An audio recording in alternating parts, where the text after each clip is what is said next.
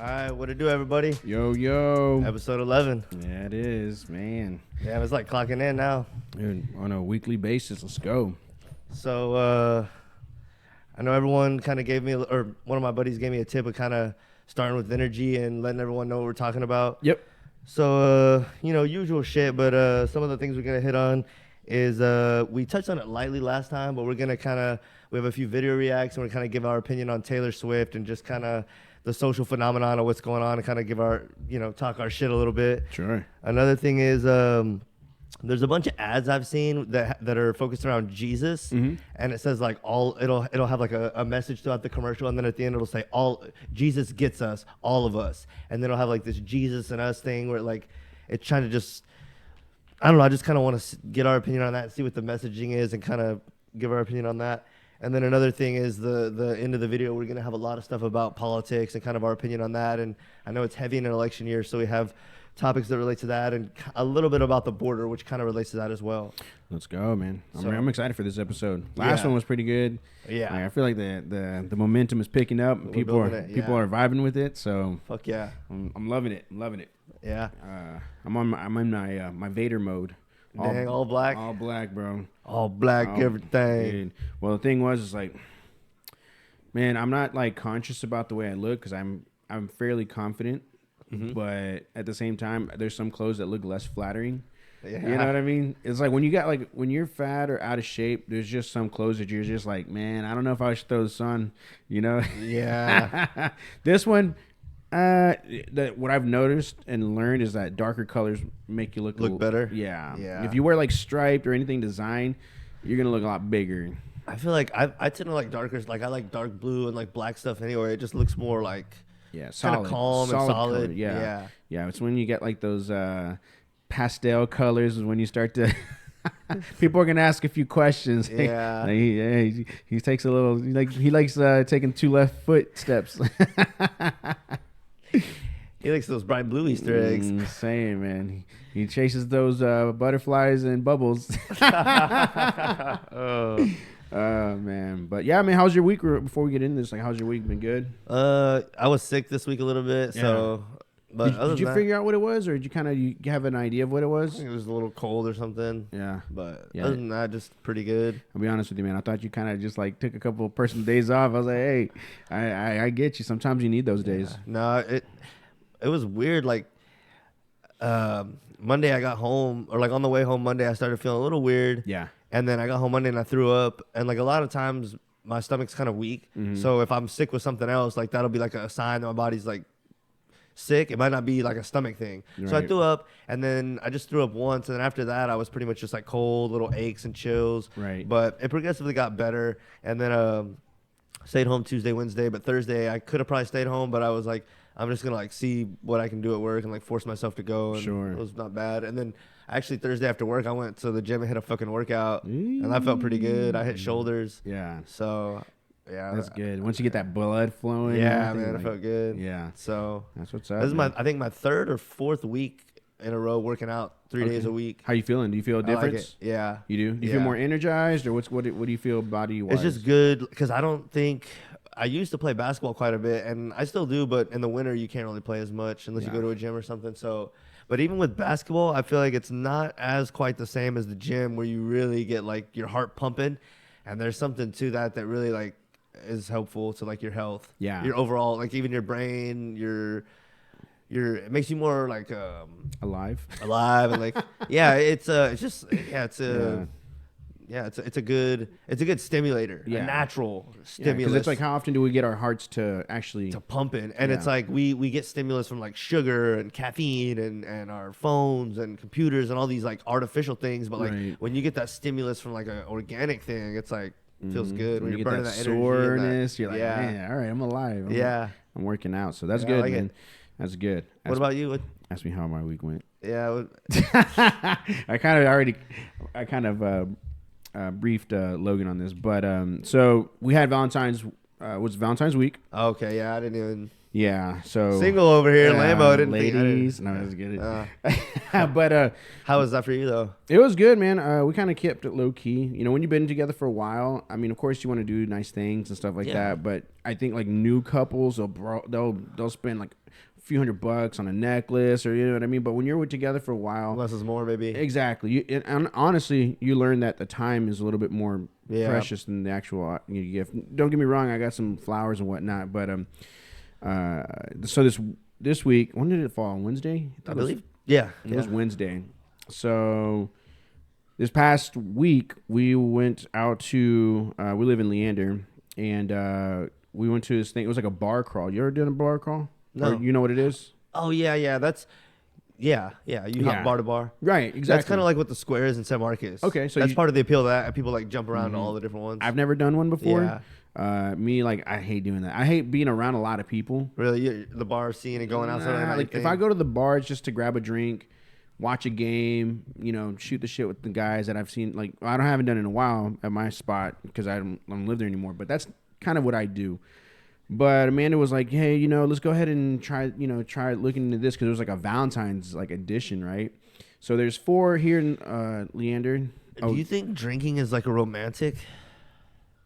Not as like not as not much, romantic. right? So it's interesting. I But think go ahead. I think like a dinner date, yeah, but like maybe some wine or something, right. but like But I think this bar was crawl, is that romantic? It's yeah. But I mean, like you said, it's I think this was more for like to help the local economy, For like sure, you know. yeah. So all the bars that were there, because there's only like 4 good ones in Leander, and they're kind of adjacent to each other. So like you know, you go visit each one, grab a drink and whatever. right. And we went to one, and I ran into an ex-girlfriend of mine.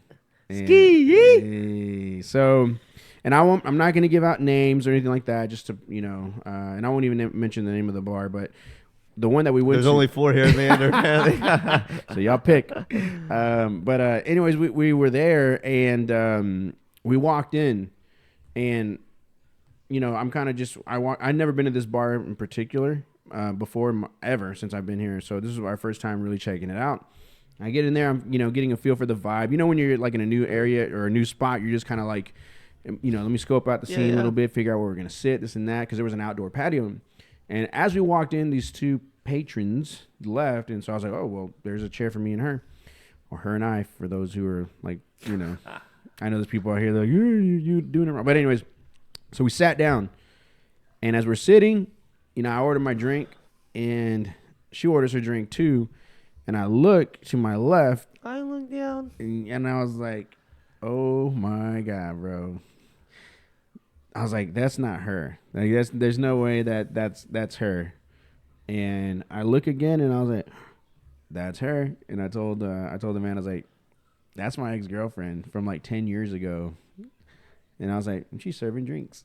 Oh, she was a waitress. She was a bartender. Okay. So I was just like, man, I didn't want to make it like awkward, because remember I was telling you, like, even my second job, like, it's kind of weird to, like when somebody sees you and you're like, you gotta, you almost have to kind of explain your way out of it. And honestly, I could have been like an asshole and made a scene, or just kind of just like rubbed it in her face. But honestly, I was just like, wow, like she looked a lot different. I guess 10 years makes you. I mean, I probably look different from 10 years ago too. Yeah. But it was just kind of like, man, what are the odds? I mean, it's a small city, but when you see like an ex, you always kind of like, when you see an ex, it's always weird. Have you ever like bumped into an ex out in the public? Mm-mm. It's a very awkward. It's a very awkward exchange. You know what I mean? Because you're like, I'll probably just avoid the exchange. Right, you're gonna avoid it. Yeah. But if you're at their job or whatever, and you just kind of like, like saying like, oh shit. Yeah. You know what I mean? I mean, there's 2 ways of handling it. You can just be. If they made it weird, I'd probably leave. Right. Like, respectfully, but right.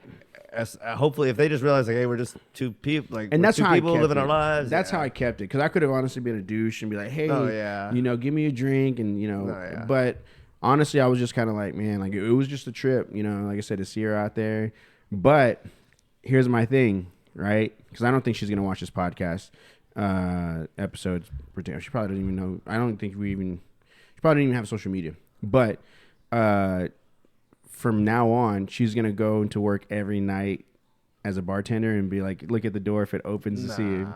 Oh yeah, dude. Because this was not like one of those one-off relationships. Like we kind of had a little thing, And so it's like when you see an X, it kind of just like, oh shit. Yeah. And as a bartender or wherever your work is, when you see just that, hope they don't come again. Exactly. Yeah. So, but I'm not gonna approach her or like try to bury the hatchet. Be like, hey, you know, because there's people out there that are like, you know, I just want to. What is it called? I'm looking for closure and all that shit. You ever had that before? Heard those before?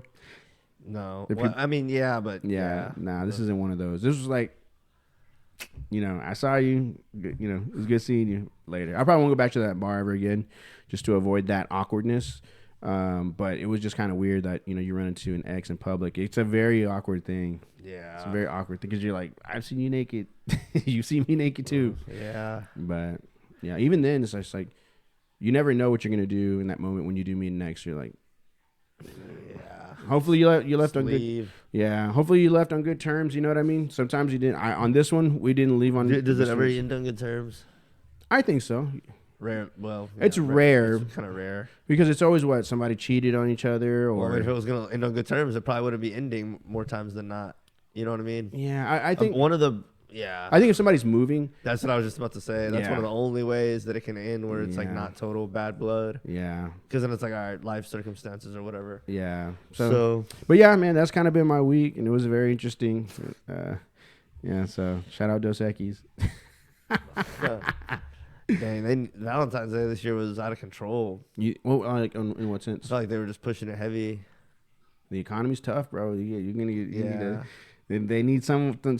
I felt that too. And you know what? I feel like the flowers are more expensive this year than they were the last couple of years. But yeah, I felt that as well. Yeah, chocolate strawberries, dude. Have you ever bought those things? No. They're like $30, bro, for like a dozen. I'm like, you better put like cocaine in it or something, like chocolate covered strawberries with some, just like your traditional nuts. Just, I don't know. I just feel like we got to come up with something new. Something new. I don't know. Yeah. It's just so like commercialized. I mean, all the holidays are. Yeah. So the thing too is like if you do Valentine's and let's just say you don't do it, all the days that you did like cool stuff for them, it almost means nothing. It's almost like there's little to gain but a lot to lose with Valentine's Day. And it's you know what I mean? It's like if you do it to a T, it's like, all right, you got it done. You passed the test. You passed the test. But if you don't do it, it's like big downside. Hey, who cares you took me on vacations and who cares you bought me all this cool stuff over the years? I don't mean shit. You forgot about me that one day or you didn't do nothing. It's like, you know, I don't know. It's almost like when I mentioned Christmas, it almost kind of has that same, like you said, it's commercialized. Yeah. So, and I get Valentine's, like I said, it's a made up holiday to push people to pressure them into Isn't it really the most made up one of all of them? Pretty much, right? I don't know. I feel like there's always a new holiday. It's just like Donut Day, National Donut Day. Yeah, but I mean that's one of the ones of the ones we all really really know that's been around for a large amount of time. The other ones have something behind them. That one is just like, yeah, you know what I mean? I almost feel like Valentine's Day was like created in the 1900s, like as a calendar day. You know what I mean? Yeah, I bet you were to look it up. They probably didn't even do it in the 1800s because I mean the fact that you were bringing home food and a roof over the head was good enough. Yeah. Now it's just like, oh, you didn't, you know. That's a good one to figure out when it was popularized. Yeah. But I don't know, man. Like I said, Valentine's Day. You know, shout out to everybody that did it and celebrated it. But to me, in my opinion, I just feel like it's like you said, it's one of those overplayed kind of dates. Yeah, I wonder if with dating the way it is now. And like we always talk about how different it is, if Valentine's Day is going to change anytime soon, or if it is already changing a little bit. But you know, I posted on Facebook too. I said, ladies, and I put this specifically, ladies, fellas like gifts too. Yeah. But I'm almost positive 99.9% of the ladies did not get their fella a gift of any kind. Yeah. It's very rare. And they'll be like, oh, well, you know, he's going to get it tonight. It's like, okay, like what else? Like you gonna do a backflip where you do it? Like, like you know, like that's a birthday gift. That's you know, like maybe we like shoes too. You know, I don't know. I just feel like sometimes it's like, man, the ladies they get a lot of love for these during the holidays. Dudes, we get Father's Day, and that's only if you're a dad. Is there a Man's Day? Yeah. No. Yeah, I don't know. I've kind of beaten this horse to the ground. But yeah, it's I don't know, man. It's that horse is like, please stop. Yeah, we get it. We get it. Yeah, I don't know. I think we'd be better off just without it completely. But Yeah. oh well, it's something people can still look forward to, and everybody, you know what it is. Everybody can make of it, and this is with life. Yeah. Everybody can make of it what they want. If you don't care for it, Yeah. it doesn't have to affect you. And if you like it, you like it. And if you let it bring drama into your life, maybe you're just a drama person. So, Bro. Well, here's the thing. You know what the single ladies do, though, right? What's that? They do Valentines Day.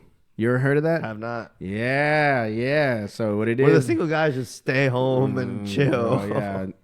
I've seen it. I saw it on social media, like all my homegirls, the single homegirls. Where they just go out and drink or what?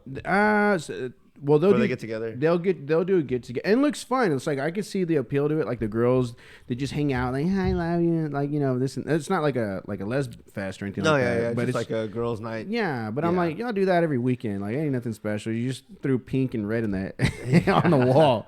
But I don't know, because it's like, man, like somebody put on Facebook, they said, if y'all, and some of the girls that did the Valentines they had a significant other, but they still did it in support of but some guy was like, if you spent more money on the Valentine's Day than you did on your actual dude, that's an issue right there. Or if you put more time and effort or whatever into that, and then you didn't do shit for your dude, but maybe threw some ass, like that's lazy. Like you didn't even try. Like, you know what I mean? So that's what I was saying. Like as men, that just brings in the whole conversation, which we could get into it, but we have before, and we got other stuff to get to. But like, what role like sex plays in a relationship, and whether or not, because that's a big part of every relationship is like, how do I want to put this without like. Sex just plays a big role in every relationship, and it's always a thing of like, how much leverage can the woman put? How much can she use sex for leverage? That's like a thing in every relationship, right? And it's like you say, like, oh, she's gonna have sex with me, and it's almost like that's not that. Like how much should we value that? I guess that's a whole thing, but like it's like how much should it be valued? And some guy was talking about it on the radio, and he was talking to, I forgot who it was, but he was like, his woman was like not putting out, and it got to the point where he begged for it one night, and he's like, there's nothing more demeaning to a man than to actually have to beg your spouse to have sex. Like, it's like point you're just it's like, dude, like, at that point you really have to kind of wonder, like, is it like, what is it that's not working? Because there's something that's happening that's keeping them from igniting that fire. Now it could be him maybe not doing something that like you always say, like the man she's not doing, or her, she might be stepping out, or she's going through some shit that maybe he doesn't understand. But it's just, I think you're right. Like I know you're right. Like the sex does play a part into it. Yeah. How much leverage? Like, I don't think a guy saying, "Oh, I'm holding off from sex tonight." I don't think a girl's gonna be like, "Oh, that never happens." No, I've never, even personally, like from the lady. It's just one of those things where it's like, it's kind of one sided. This is the one time that I'm gonna sound like Logan, but it's one sided for sure. And we have to ask ourselves why that is, and like there's a biological reason behind it, but it all. And honestly, you're not going to get to the root of the cause unless you're truthful and honest. Otherwise, you're going to be fighting a ghost you can't see. Yeah. And right now, everything in dating is like favoring women, so they don't want to talk about it. Yeah, it's all going their way. But with here we go again. But we'll say this and then kind of maybe move on unless you have. I'll give you the final word. But like they don't want to talk about it because they have the upper hand. But it's like they don't see is that in the end, they're winning in the short term, but in the long term, they're losing. And we're all losing because there's less families and less good relationships. Yeah. That's what I want. So when I'm hard on everybody, it's about like getting people together, being honest so that we can have, because this thing where men versus women and one of them wins means we all lose in the end. Right. So, but I'll give you the final word and then. Yeah. I mean, all I got to say is 2025, Valentines Day is going to come. Valentines, you heard it first. We're going to do it. Just dudes. Valentines. Like. Valentines, no chicks. Just dudes. We're gonna have fun, go bar hopping, and run into our exes. Oh, that sounds like a nightmare. Oh man. Okay. So we got our first video to react to. Okay. It's kind of this one's a light one, like a funny one. Okay.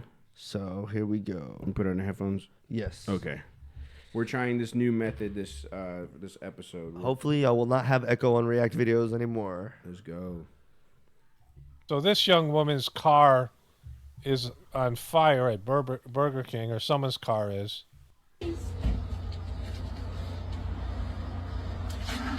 It is on fire. You can see this. Oh, shit. Bro, you know what that is? What's that? That's Chipotle 5 minutes later, bro. Bro, that's not even... That's crazy, bro. That's not like a wildfire. That is like something shooting out. Like, that's an explosion. Yeah, look at this. That is crazy. Wait, that Chipotle is about to hit. Oh, my God. Oh shit! Did that guy just run into the damn... Yes, he did. Yes, he did. Look. Oh, my God. He should have just stood next to the fire. He would have had less. Apparently. So she... One more time. Let's. That's wild, dude. One more time. Let's. It didn't even look like his truck got scorched or nothing. Nah, he would have been fine if he would have just chilled out. But he let this woman panic him. Go run into the store right now. Oh my God. Well, at least he's safe, I think. Bro, that's terrible. This is in Erie, Pennsylvania, apparently. Hey, but So you know she that was Ford doesn't look like it got damaged too much on that front end. Actually, it doesn't. The truck. Yeah, it looks fine. The That store's there, fucked, though. I mean, that's Panicked and got this guy to pull the car over. I don't know who he is to her. I don't know if that's her car that's on fire. Got some snow over here. And he decides to run into the store because, he lost the ability to drive because there's a car on fire. Really, pretty much no threat to his car. he lost the ability to think Cars, too, apparently. maybe blow up. I had a car that caught on fire. Anyway, that's My thing is this. I've been in those situations where you're in a car and you have to make a split-second decision. Well, but once he was going, he could have. Once you're in the car and the car started and you're in drive and you're pulling away, you pretty much in your head you should start to calm down. Like, okay, the immediate danger's over. Like, yeah, he was just like, maybe if I run through this building, I should be safe from the fire. get it over here. Oh man, Funny. Poor dude. So, But you know what it is though? Why is it that? And I'm not today. I'm not trying to dog on ladies. I promise I'm not. Y'all know Logan likes to say I'm blue pill and stuff like that. But why is it in situations the ladies panic so fast, so hard? Like any video that something's happened, it's just them screaming and flailing their arms and not doing anything. And it's like, but it makes the situation even worse. yeah. It's like, it would have been fine if you just shut the fuck up. Like no reason whatsoever. It could be something, small. It's just, and it's like, shut the fuck up. Like, you know what I mean? Like, we're fine. We're not dead. We're going to be dead because you won't shut up. Just chill. But that's happened before. Like, They don't really. It's harder for them to stay calm sometimes. I get.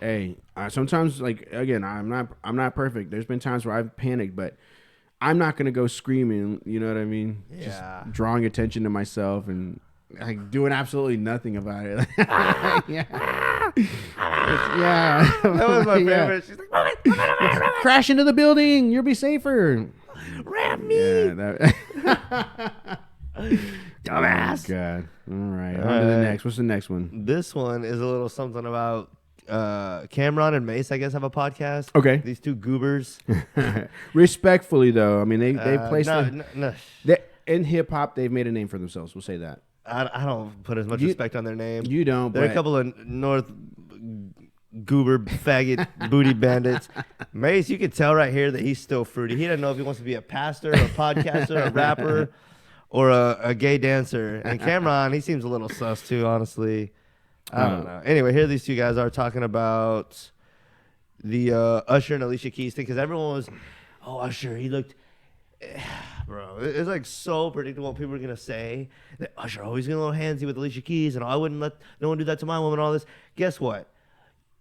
People don't set boundaries on their women. So everyone's saying, I wouldn't. You would. You would just you wouldn't because if you would set boundaries for your woman and all this and this and that, you would be in line with what we call the red pill, which is what Fresh and Fit and Rolo Tomasi and all these kind of people think. Right. But guess what?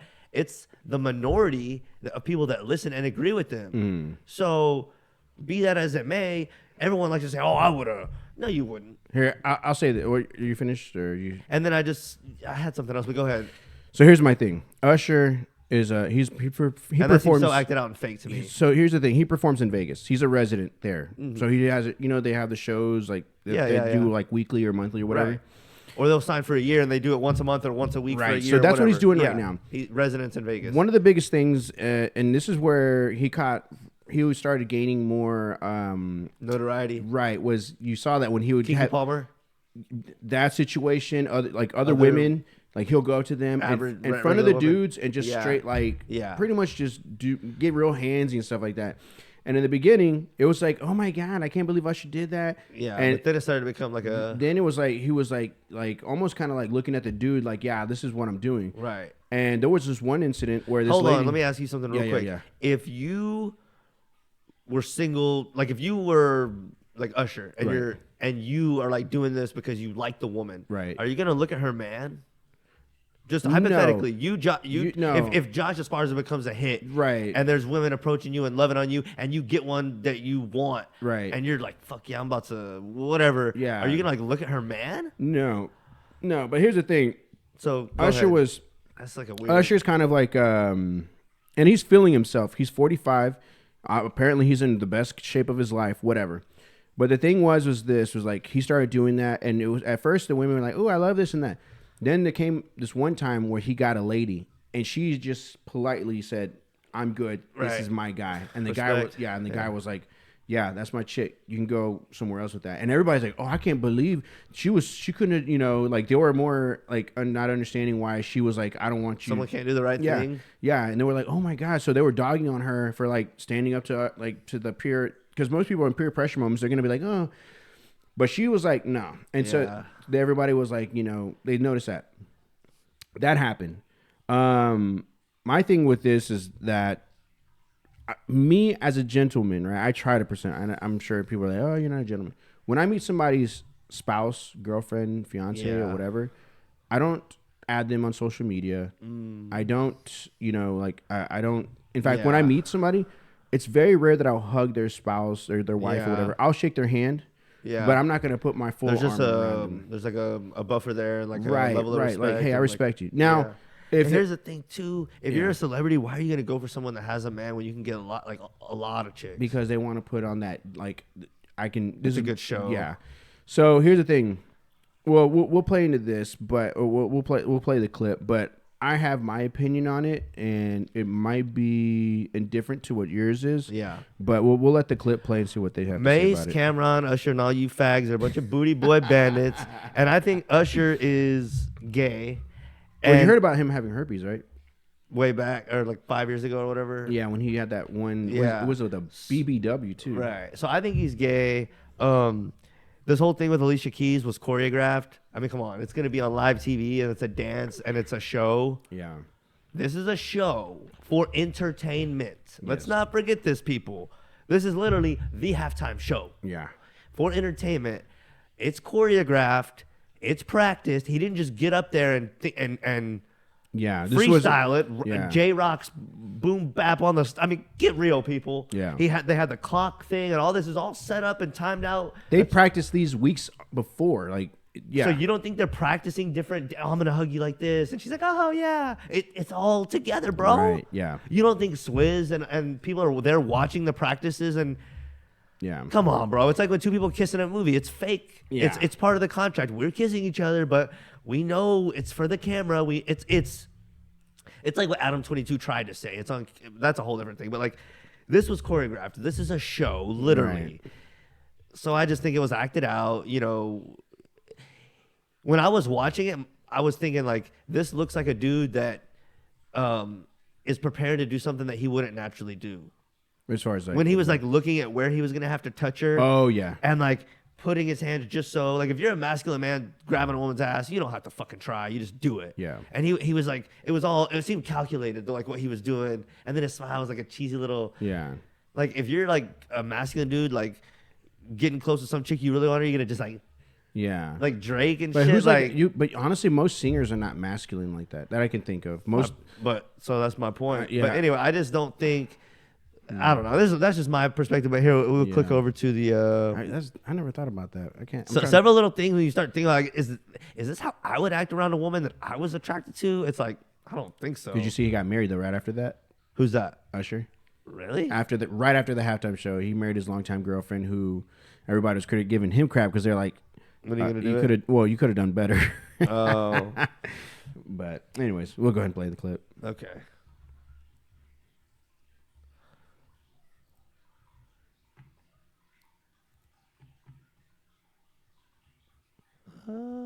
Is this very uncomfortable? Yeah, I shouldn't need prayer for real. Okay. Okay. But before you pause it real quick, or can you pause it? Remind you, these two guys are both from New York. Okay. But New York people, for some reason, dude, they always got a fucking chip on their shoulder about everything. Everything, dude. They want you to think they do. I'm tired of their. I'm from New York. We don't care, but yeah, who gives a fuck? But they always have they're the most opinionated people that I've ever met. Not hey, I love New Yorkers and stuff like that, but man, sometimes y'all just nitpick about everything. Well, go ahead. Did her thing too. I don't know how Swiss felt about that hug at the last part, but it was a great performance. Just a performance. Just I was gonna bring that up. He's aggressive with people's females, man. Huh? Yeah, he's aggressive with people's females, man. Huh? I've never seen him interact with people before. Swiss, have you? No, I think he was talking about Usher. Okay. Yeah. He's not wrong. He's not wrong. Yeah. The Swiss is very uncomfortable. Yeah, I shouldn't need prayer for real. That shit just going behind that man's wife. That's his wife, right? Yeah, and he got a look on his face of deviousness. He knew it was a performance, so he was like, "We performing." Yeah, but she had a face like calm down a little bit too. Like Usher got, I don't know what he gets out of this. Usher got it. He gets a couple of goofballs like you shucking and jiving. What does he get out of this? Everybody talking about him, and like the Cat Williams thing, name recognition, publicity, and it can translate to sales and energy. I mean, he knew everything was gonna happen like that. For being with He got that. Yeah, man. Like, I can't believe it. Can you buck out? Get real. Me and Swiss have been doing a little couple things the last couple weeks, and I'm like, I'm mad. Me and Swiss always been cool, but I'm just saying, like, yo, my man joint. Like, yo, my nigga, calm down, my nigga. And he got the face of Tom Alicia. All right, goodbye. Here's what I'll say about this. Look, they're, like you said earlier, they're performers. Yes. They're going to perform. Choreographed it for weeks. I mean, he's probably... A mishap that we could talk about is when Janet Jackson's nip slip. Was that real or not? That's something we could talk about. Right. This, it's just like, get real, bro. And honestly, look, me personally, I'll be honest, I wouldn't be a fan of it. If like, even if my lady was a performer, I would not like it, but I'd understand it. Like, hey, this is what it is. In an era where chicks expect you to be okay with if they're on OnlyFans, how come you're not okay with that? Yeah. How come you're not okay with your girlfriend doing that? How come you're... This is like supposed to be like light. Yeah. And like you said with the Usher thing, everyone's like, the one chick that stood up to it, everyone else was like, oh, what's wrong? What's the big deal? How could you like blah, blah, blah. It's like the one person that did what was quote unquote right. Yeah. But I have a different opinion of like, what's her freaking name? Alicia Keys. Because like she actually is a performer. It actually is what they do. Right. It's on TV. It's not like OnlyFans is a different discussion because that's like paid and it's mature content. This is for everyone on live TV, G programming. You know what I'm saying? Like, did you enjoy the performance? I like the performance. I just feel like the halftime shows are really not where it's at because, like, the one thing that always makes it seem weird to me, and maybe with like virtual reality and stuff, we can get the most out of this. Right. Something about how the field is like so big, and then the stage is like taking up a fraction of the field. Yeah. And then there's all these people. You can really feel that the majority of the fans are not that close. Right. And this is just something for me personally. Like, I don't really care for live stuff as much because the quality is like not right. But like, it was okay. It's not a music video. Yeah, and like honestly, I think The Weeknd when he was there 3 or 4 years ago was like better than this. Yeah, I liked it. I actually enjoyed that. I think a lot of people enjoyed it. Well, He I know. was too quick through all the songs. Well, that's the thing. He's got so many hits. He really does. I mean, he's been like that first album of his was like back in '95. Like so from '95 to now. Yeah. I mean, he's got consistent hits over the last You got to pick few your decades. top 5 mega hits and Yeah. just hit those. You can't hit 15 or 20 songs. You I got to mean, pick that's- like 4 or 5. Yeah, but here's That's just my 2 cents. But here's the thing: he's had so many features in there. It was tough. The one thing I will say that I'll be honest with is like I was hoping that Justin Bieber would come out. Everyone said that. Yeah, If Usher's so good, why do you need like? I don't know. There's I your- just feel like they should focus on like 4 or 5 songs. Which they did. I And if mean, you're they gonna bring had out a guest, bring out one. Not like he brought like 4 or 5 guests. well, because that's what I'm saying. Like he's got It's his just too much. his hits. His hits consisted of like the features of like people that were not like up and coming rappers. They were established like Ludacris, Yeah. Alicia Keys. So he's not going to bring up like this. Oh, yeah. Yeah. So, but my thing was like with Justin Bieber was a little bit different because with that one, what would have been good was it would have combined like the millennials with like Gen Zers per se. But from what I read was that Justin Bieber just politely declined and said he I wouldn't just want feel to like do it. to do the Super Bowl, you have to have mega hits, and some of those songs by Usher I didn't even know. Like Really? most of them I didn't know. Oh, dude, and no, I'm not each like one of them. Each one of them for me. Dude, I'm telling you, I grew up on Usher. What were they? Which one? Well, it was My Boo with Alicia Keys. Then he did the one with Ludacris. I mean, That was at the end. I missed that one. yeah. But there Yeah, was it was only that- 2 that I. Yeah, it was that. Yeah. I missed that one, but I was. This. What was it? 7 o'clock. I forget the name of that. He song. played that one for like 5 seconds. Yeah, but that's what I'm saying. Like he's got so many of them. It's like he needed to pick And 4 or honestly, the 5. ones that he played were not ones that I would have personally put. That's what I'm saying. I would You have got to personally pick put- your best. Yeah. I think who would have been better? R. Kelly. R. Kelly would have As a be performer. better for a halftime show. I would rather see R. Bro, Kelly he than was Usher. pissing in the stands. Just He has better songs though. That hit. Ooh, I wait a believe I minute. can fly. Whoa, whoa, Imagine I whoa, believe I whoa. can fly at the Super Bowl. You're telling me, hold on, you're telling me that Imagine that. R. Kelly's better than Usher on hits, or on Super Bowl performance, like a big show on that scale. Well, he can't dance like Usher though. But That's think the about I thing. believe I can fly. That song. That song's fucking legendary. Like, the song's legendary, but it doesn't hold Think the about- candle. It does not hold a candle to Usher's hits. I promise you. What about when a woman's fed up? No, again, Oh. classic. But who wants to slow jam during the Super Bowl? Those songs hit. Like The Weeknd was hitting during the Super Yeah, Bowl. but most of his are like there's a Kinda.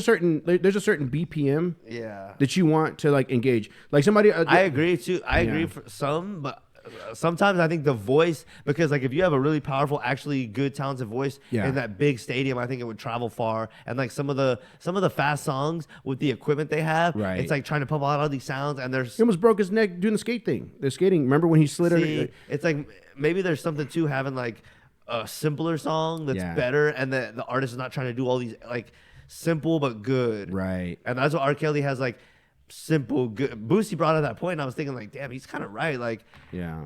he has some shit that would like hit on a fucking. I'll put it this way. This guy on Facebook. Think about them too and singing "Same Girl."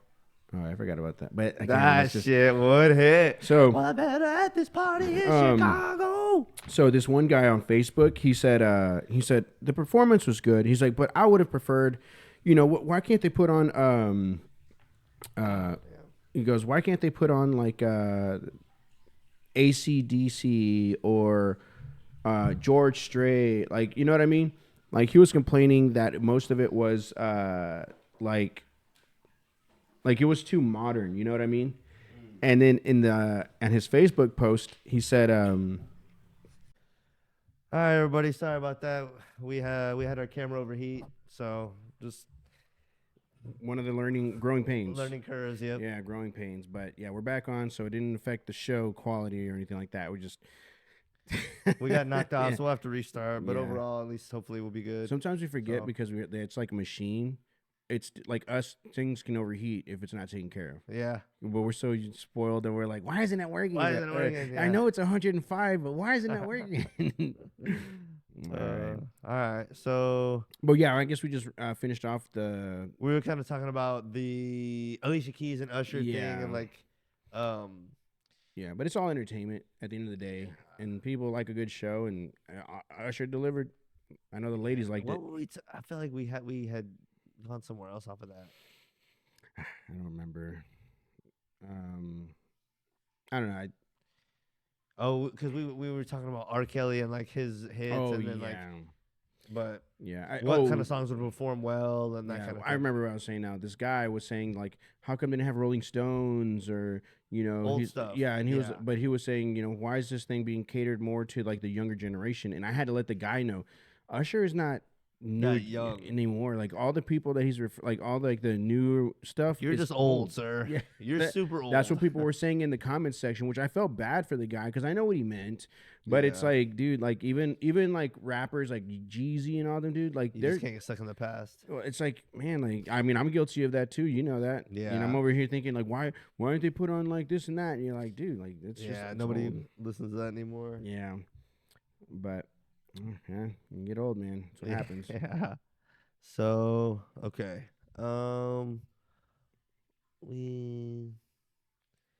okay. So here we go. Along with the Super Bowl fun, we have a little video of Travi and Taylor. Those Swifties.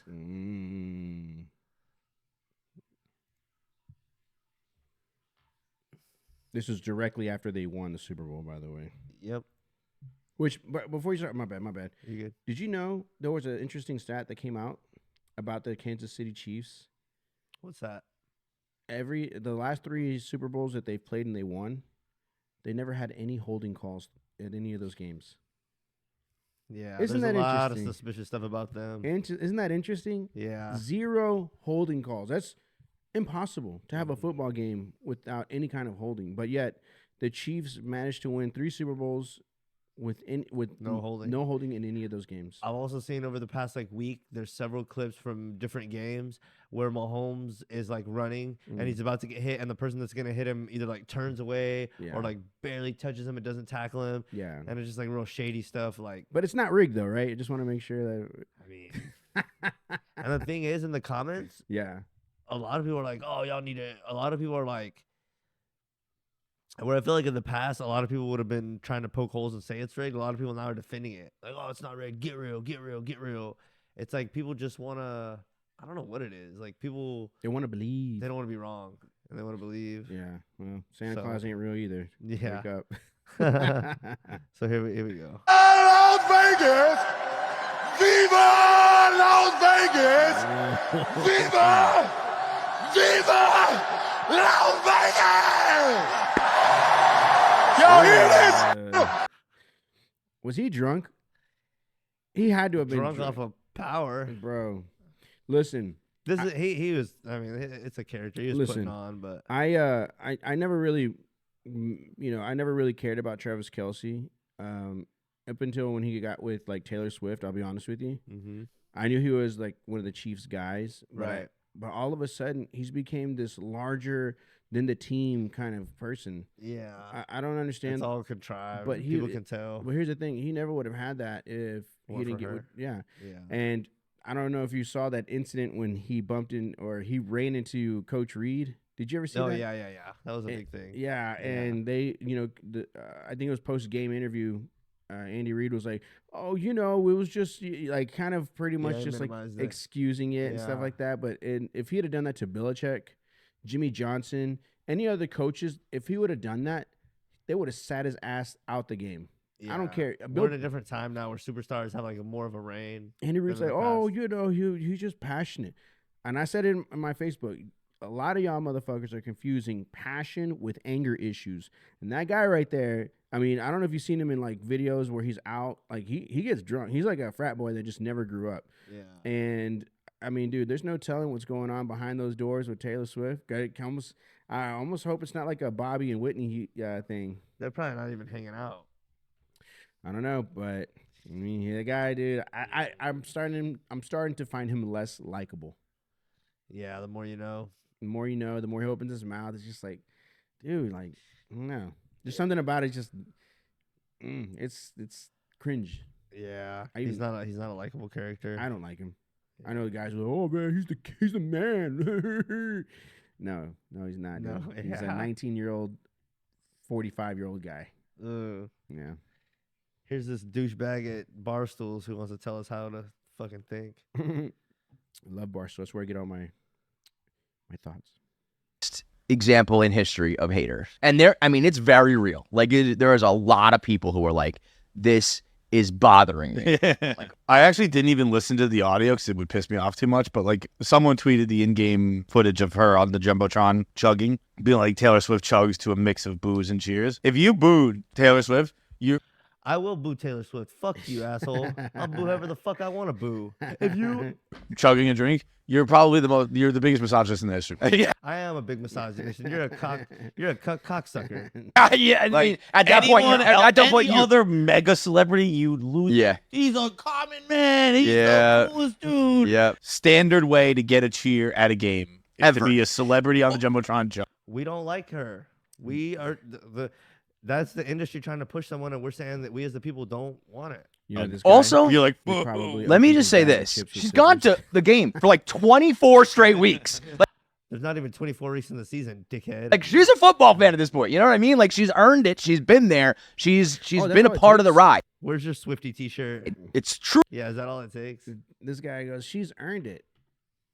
I don't know. We have the option to like and not like who we want. So Look, I get it. Like I said, Taylor Swift, she is a megastar. Recently won 4 Grammys this past Grammy or whatever ceremony or whatever. Like she's legitimately named or made a name for herself. yeah. I'm not hating on that. Yeah. But like you said earlier, it's like when they start pushing prerogatives during like sporting events and stuff like that, it's kind of like, I don't know, man. It makes you raise an eyebrow. Yeah, it definitely makes you wonder, right? I'm just saying, dude. If you're gonna fake anything in the sport, try to at least make it believable. As far as like the relationship? Everything, like the relationship, the game itself. I mean, dude, there's several instances. Like I saw them get their ass creamed by the Raiders on Thanksgiving. Excuse me, and no dig at the Raiders, but the Chiefs should have won that. Then they lost. Yeah. And now all of a sudden they're Super Bowl champions. Like I get it. You know, the comeback story, everybody loves it. But this wasn't it didn't even have that feel. It was one of those like everyone was like, yeah, they're gonna win it. It didn't feel like that to you? No, not at all. Not at all. It felt like this was like you know what this feels like? It feels like when you were being nosy and you looked around your parents' closet and you found the Christmas gifts. Ooh. You know what I mean? Yeah. Like you found the Christmas gifts and you're like, oh no. And now you're like, well, we'll just go along with it, you know. It's too late now. Yeah, it's though. too late. We know, hey, we know what's up, dude. We know what's up. The NFL is a business. Yeah. It's in the business of taking people's money, and they'll do whatever they have to do. And if that includes getting Taylor Swift to date Travis Kelce, I'm actually surprised that he didn't propose to her. What made you think that was gonna happen? Just because it was the build-up, you know. They had already had so much momentum built up in their relationship. A lot of people were now like hyper focused on her being there. You know, her relationship with his mom, like they're pretty tight knit. Jason Kelce, his older brother. Yeah, I just would have really. Someone said that like all the Taylor Swift fans that have like tuned into the NFL because the Chiefs like won out and won the Super Bowl. It's like this fairy tale thing. And Exactly. and it's almost like the whole thing is like fairy tale. So they're saying like they're gonna now associate everything with the NFL with like being real just so and like fairy tale just like. She's almost like our Princess Diana at this point. Yeah. And she's like, you know, the regular common woman that became the queen or a princess of the U.S. Yeah. So, I mean, I don't know, man. Like I said, I'm not, I know some people say she's not talented. She's a hack. She has her popularity for a reason. She knows how to make hits. She knows how to sing. She can put on a show. I'll give her that. But I mean, you're not going to that. Tell me, look at that. The captain of the football team with the cheerleader. That's pretty much what it is right there. Yeah. I don't know. Bye. Barstool. They're hacks at this point. So this is kind of changing gears a little bit, I guess. This is kind of an in-between thing. I had something that I wanted to talk about just now that everyone's moving off of it was about Adin Ross, but now that everyone's moving away from like cable TV and everything and everyone's getting their entertainment from like YouTube and just like streaming, or people are watching series on like Netflix, Hulu. What's another one? Like Paramount, everything. And a lot of people are getting their news or entertainment from somewhere else. So streaming is a big thing. Like personalities. Now they're still fans of like movie stars, but now people are fans of like streamers, and like that's just its whole own niche. So I just wanted to think about like, with movie stars and musicians and stuff, you see why they get famous. They have a specific talent, but these streamers, it's like they have a certain talent, which is like likability, and people find them relatable. Right. But I just was curious of like certain ones, like Adin Ross, Sneeko. Sneeko started a little differently, like Neon. There's that Jack Hassan Doherty, guy, the guy that was with what's his name? the Nelk Boys. No, God, he's that one guy, Klein. What's his name? Klein. Oh, Ethan Klein. Yeah, Ethan Klein had Hassan that one Campbell. guy. Yeah, But it's like, how do they get? Some of them you see, but like some of them they just seem to get a following out of nowhere, and it's like, how did this guy start? Like with Sneeko, he started doing like ask me questions like in public, so I can see what, and it was on YouTube. But like other people, if they just started streaming out of nowhere, like who cares about their life? Yeah. And a question I was gonna pose, I could just be ignorant with some of them, but like, I would like to know if they just started streaming their everyday life and blew up, are all those numbers legitimate? Like, how do we know they didn't start off with inflated numbers? I mean, they very could well have been. I mean, there was which SoundCloud rapper was it that did bots and then became like a huge like a rapper? Yeah. I almost think it was. But like if I'm doing something the same thing they're doing, and I have 10 viewers and they have 10,000. If I have 10, you're like, okay, this is lame. If they have 10,000, it might be lame, but you're like, why are 10,000 people watching? Maybe you're more likely to click. Right. Just because we it's could a big both be number. sitting in our room talking about the new Marvel movie. Right. I didn't like this part of the fight. We could both be saying that exact same thing. But one guy has 10,000 nerds, and I have 10 nerds, and X person like, this guy that has 10,000. Yeah. Maybe there's something to it. You see, there's like a legitimacy to but other those people that have to 10,000 viewers and stuff like that, like it didn't happen overnight. What if it did though? I'm some of these guys, it seems like it's not as organic and genuine as it could be. It's like, who cares about watching Neon? Yeah. Or Jack Doherty or Adin Ross? Who gives a fuck? Right. Why did they get what it is? It's but kids, okay, it's if kids. you see me with 100,000 followers, people click on numbers. But people click on these guys. Why? If Adin Ross had 10 followers right now, who's gonna click on him? Yeah. You know what I'm saying? But like, because I know people like these guys. Yeah.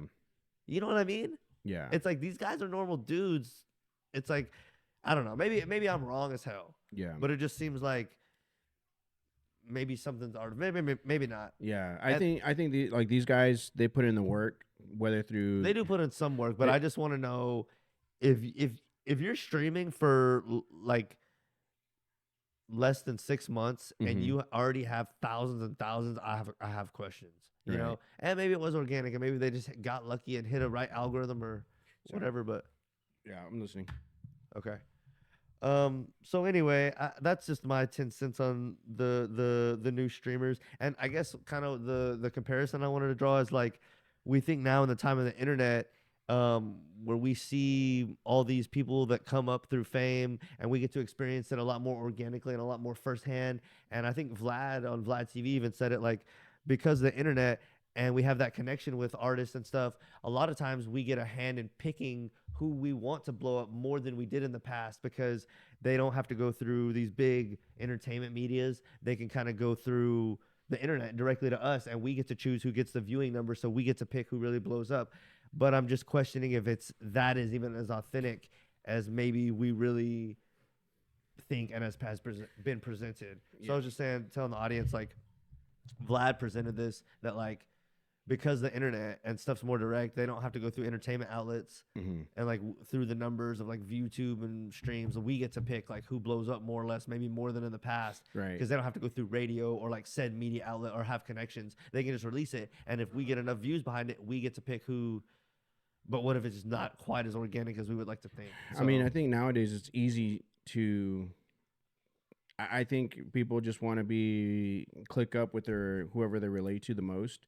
Right. And if somebody has like a But like prime example, remember like 6 months ago when like that red-haired guy from Richmond, and he had or I don't know if he was from Richmond, but he was from somewhere in the east, like the middle east of the East Coast, but the middle of the country. It was like Maryland or Virginia or one of those. Yeah. And he had the song Richmond from Richmond, which was talking about crooked politicians. Mhm. That song blew up online because it resonated with the people, and we all viewed it, and we all kind of liked it a little bit. right.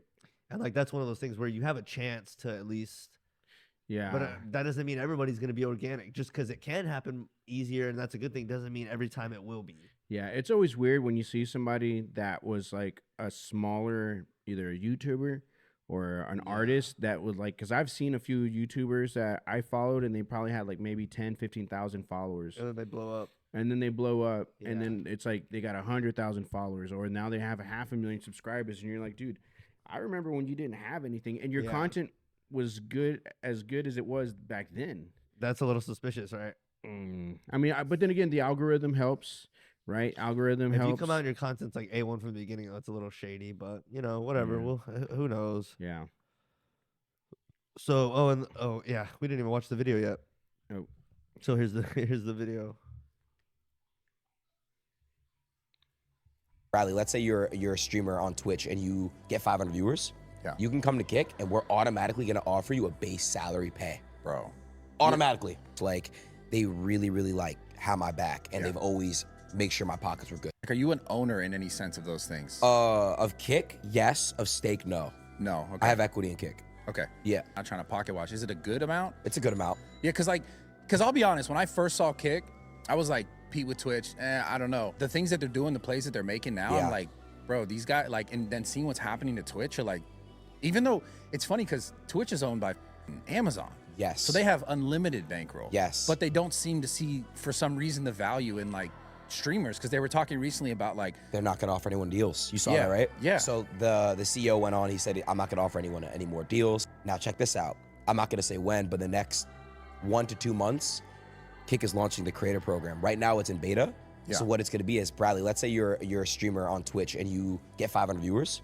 Yeah. You can come to Kick and we're automatically gonna offer you a base salary pay. bro.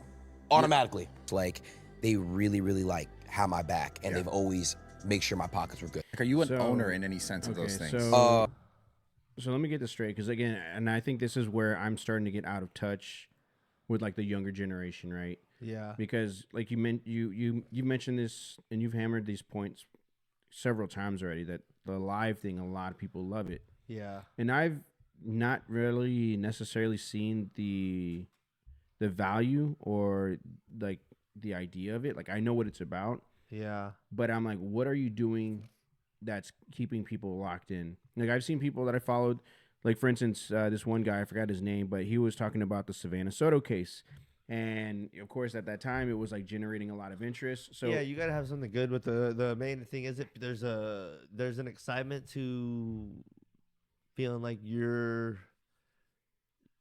know that you're watching the same thing at the same time as a bunch of other people. Yeah. And it's not only that, but it's because that you get when you go to the movie. We're all watching this together. Right. But you're all watching something the same time. The first time that it's ever, when you're live, that's the very first time that's ever, I mean, it's live. right. So there's a thing of like, there's a real connectivity there. People feel like they're involved and they can communicate, and you can see what they say and respond to them. Even if you don't do that, people still feel like when Fresh and Fit first came out, Yeah.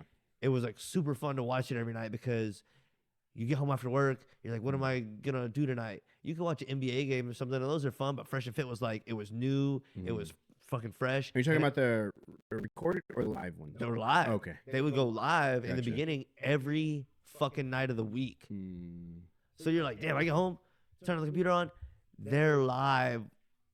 And it doesn't matter really, but something about it, you enjoy it more, because you know, right now while I'm watching, they're asking that question right now. Right. And it like, does it matter? No, but for some reason in your head, it's like more enjoyable. You're like, they're literally doing it right. I don't know why. Yeah. Even if you don't comment in and they don't respond to you, Yeah. something about it being Is live it just just like hypes you. Is it because there's no chance to go? No one's ever seen this before. Right. It's right now. Right, and there's no editing on it. You There's can't. no editing. You can't edit a live. There's no a editing. live And for it to stream. be that smooth, unedited, but just it's exhilarating to know I'm watching this this is premiering as I'm watching it. Right. There's something to that makes you feel like it gives you some damn, yeah, this is, I don't know what it is. It's just a little extra excitement. Yeah, that makes sense.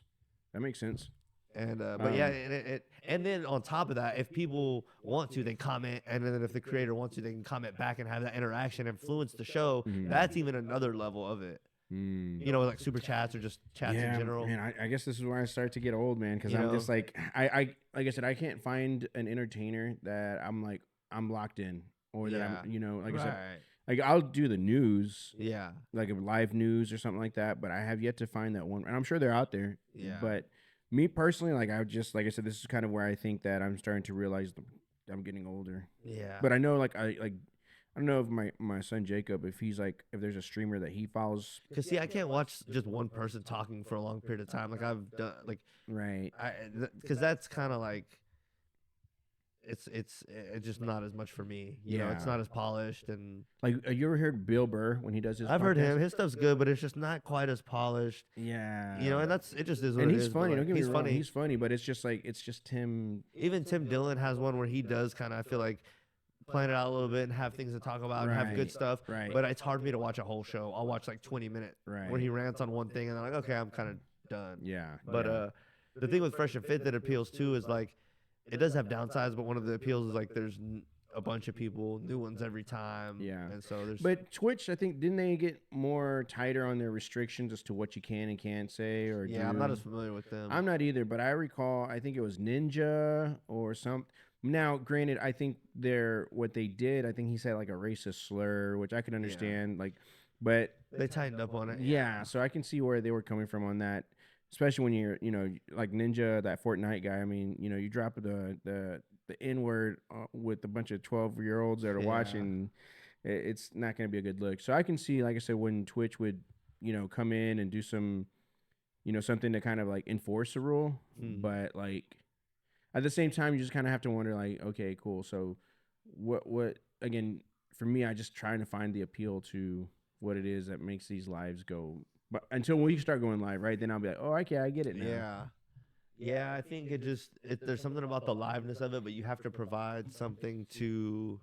You know, people love Boosie's Instagram lives and shit like that too. So you have to provide, and everyone has their own person and style and thing they're gonna like, but it's just. There's something about the live aspect, but then you have to add like everyone who views each individual person that they have their reasons for going to that person. So I think if, you know, you're talking about whatever's relevant at the time or something. I guess my whole point is that when you're going for longer than about 30 minutes, you really got to have more than one topic, or be really fucking interesting or something. Because if not, for me personally, that's where I'm like, if you're going live. No, if it's a podcast, it's planned out. That's different. But if you're going live for more than 30 minutes, you got to be either covering something that you're also covering live that's going on, or multiple topics, or be damn good. Because that's for me personally when I'm like, you know. Anyway, well, but Fresh and Fit was different because they go live for like 2 or 3 hours, but that's not just one person. So you know. Okay. Let's see. Okay. This is something I wanted to talk about for damn sure. I've seen these started maybe a year or two ago. Oh, wow. They've been on that long. Okay. There are these ads about like Jesus, and they'll say like, they'll have like what usually seems to be a pretty positive message.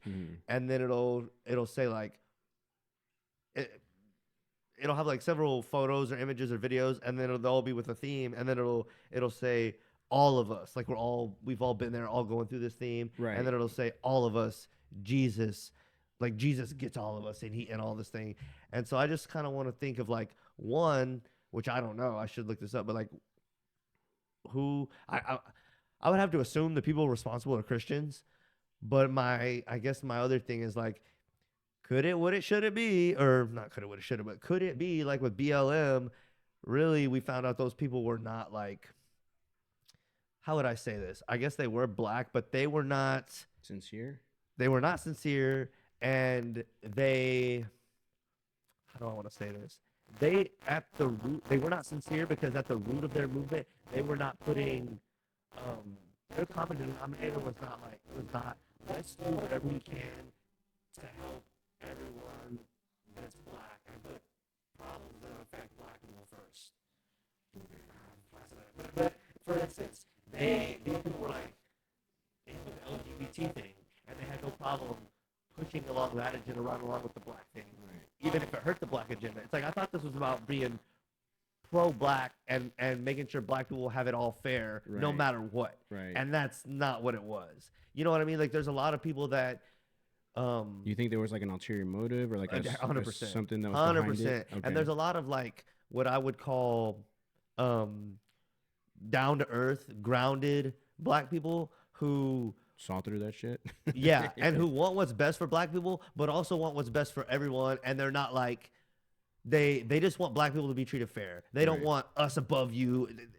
There's humble people of, you know, whatever. There's humble black people that saw through that and were like, this is not represent what I want. Even though I want black people to have a better chance and stuff, this is not it. Right. So like, what was I going off of that? This Jesus thing. I just wonder if it's as pure as the intentions seem, and is it really, really about getting a good message across and bringing people together and bringing people closer to Jesus and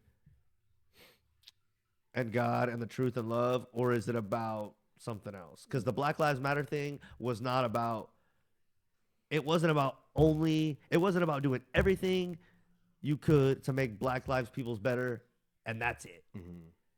Sometimes you weren't even doing that the most, and sometimes you were doing other things. Right. You know what I mean? So it wasn't the purest form of let's only do what makes their lives better as much as possible. That's not what it was. And I just wonder if this Jesus ad thing with all of us, Jesus, is this really about spreading the message in the purest, best way? Got it. So anyway, I've seen several of these videos, and there was one during the Super Bowl. So I kind of we'll watch a few and give our opinion. Okay. And Logan's taking us to church. Let's go. Hate is loud. It uses all its breath and then some to shout its selfish causes and to spew its vile venom. It's obsessed with division and distress. With its gain and its success at another one's expense, hate is loud. But love is louder. It is patient, it is kind, it is gentle, but it is strong. But it's a different kind of sound. It doesn't shout or raise its voice. It's love's whisper that is loud. A whisper like a song, or like the rushing of the wind. It reverberates and resonates, it amplifies within. Love is louder.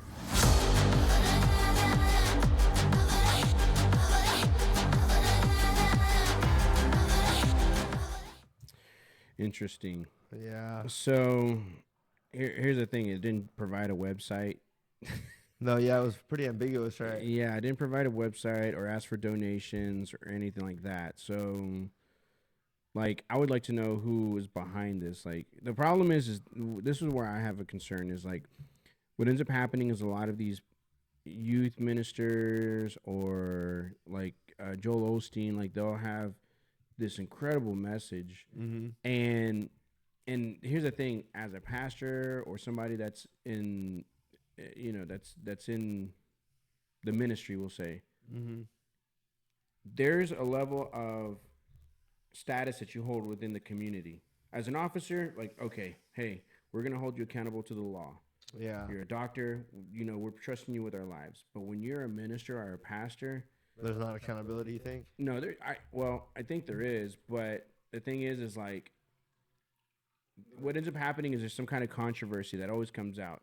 And people forget that these pastors and ministers are humans too. They're susceptible to making mistakes, terrible decisions, like when Joel Osteen, when he didn't open the church during the Hurricane Harvey. Yeah, and you just, so wait, when you say you think I think that people forget or they're not accountable? Well, no. I guess what I'm saying is, like, I want to know who's behind this, and if the person that's in charge of running these ads are responsible for setting up this organization, if that's what it is, what is their story?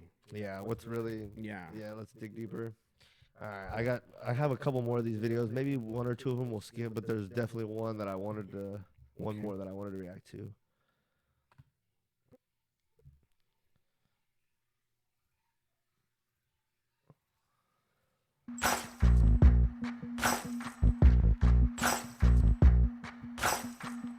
These are intense pictures, by the way. Yeah, the last one was like almost most positive. This one's a lot more like this intense. guy's about to jump over. And the music too. If you listen on this one, is like a lot. What do you think he's complaining about in this picture? They didn't get you overcharged me. You gave me cheese on my Philly cheesesteak, bitch. He's like, where's the restroom? Can you spare gum? Oh my gosh. Maybe I'm foolish, maybe I'm blind, thinking I can see through this and see what's behind. How many times have you seen something like this? Bro, this is one of those classic things where both people think they know more than the other one. You see the guy right there? Face. The guy right there with the bandana? You know who he is? To this day. No, I'm just kidding. Got no way to prove it, so maybe I'm lying. Take a look in the mirror, what do you see? Do you see it clearer, or are you deceived in what you believe? 'Cause I'm only human after all.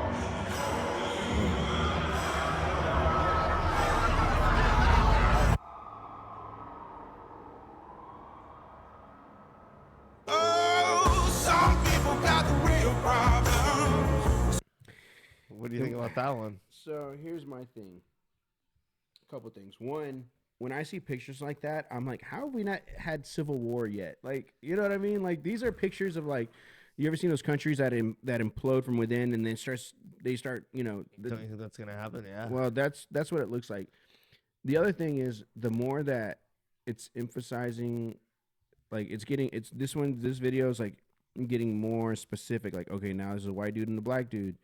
And it's almost like a woman, leftist and a rightist. Well, and also at the end, it keeps emphasizing all of us. Right. Do you think Jesus really, like, it tries to draw it all inclusive, but it's like, are we really all vibing on the same level? Well, that's what I'm kind of getting at. Like, because here's the thing.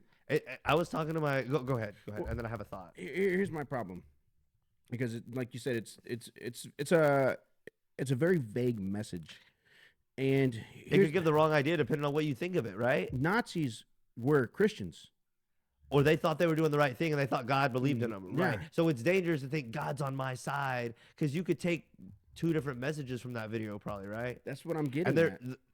The first one was an overall pretty good one that I liked. Right. This one was a little more like, whoa. And the next couple, you're really gonna see like, okay, I could take this message or I could take this message, and like it's kind of what message do they want you to get? Right. So it's like, is this trying to create a dialogue amongst us to where it's what like, is it trying to do? Yeah. Here's what I was gonna say: is Jesus gets us, all of us. I was talking to my friend the other day, and I was saying I think God and Jesus, or however you want to look at it, probably a little different for everyone, but like the higher power that you believe in, he loves you. It loves you, right? Or that's what most people would like to think that are spiritual. The higher power, however you see it, loves you. Right. Right. But what was I going to say? It's like a relationship. Like your mom and dad usually love you. But if you treat this relationship with God or the higher power like shit, and you don't respect yourself and your other, like if he loves you, then he loves the other creations too. Right. So like if you treat him like shit and the other creations like shit and yourself like shit, right, it's almost like you're spitting in the creator's face and like, well, it loves me because it created me and it's giving me a chance to live every day and do things, but I'm disrespectful to myself, the world, others, the creator.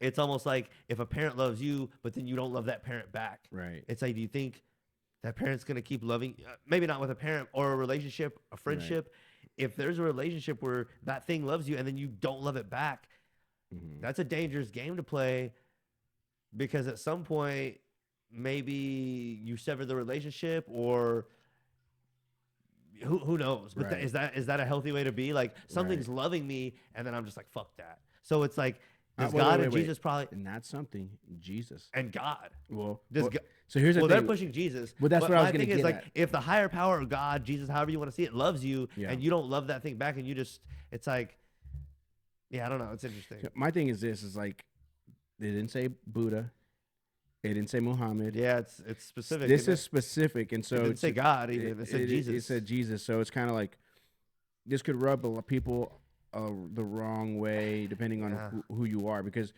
like, would we have felt the same way if, let's just say, this was if it said Muhammad? Yeah, if this was like a Muslim message, a lot of people would be up in arms, especially during the Super Bowl. Like, what the hell? Like, dude, this is, you know. So to me, like, and I think it's dangerous with the love all. Well, see, that's what I was. And that's what I was gonna say. Jesus loves you all, and that's what I was getting with the relationship thing. He loves everybody, but if you don't love him back, and you spite the love and spit in the face of love and reject the love at every turn, I think at some point, and I don't know, but I think, you know, you just have to be careful with that. Don't take it for granted of like intentionally going against something, because he loves you, but if you don't love him back, he still loves you, but the relationship doesn't work as well and as optimally. Right. So you're cheating yourself. He loves you, but if you don't love him back, the whole thing's kind of fucked and not what it should be. Right. And you don't get the best out of it, and it doesn't work really. So yeah, is he gonna still love you if you're doing wrong? Yeah, he loves you and wants you to change, but he doesn't support you doing wrong. And if you don't do right and love him back, you're cheating. You're cheating the whole thing. Yeah. So it makes it seem like Jesus loves you no matter what. Jesus loves us all no matter what. Well, I don't know. Like, because I've heard people like when I was a kid, I went to church and they would be like, Jesus loves the person, but he hates the sin.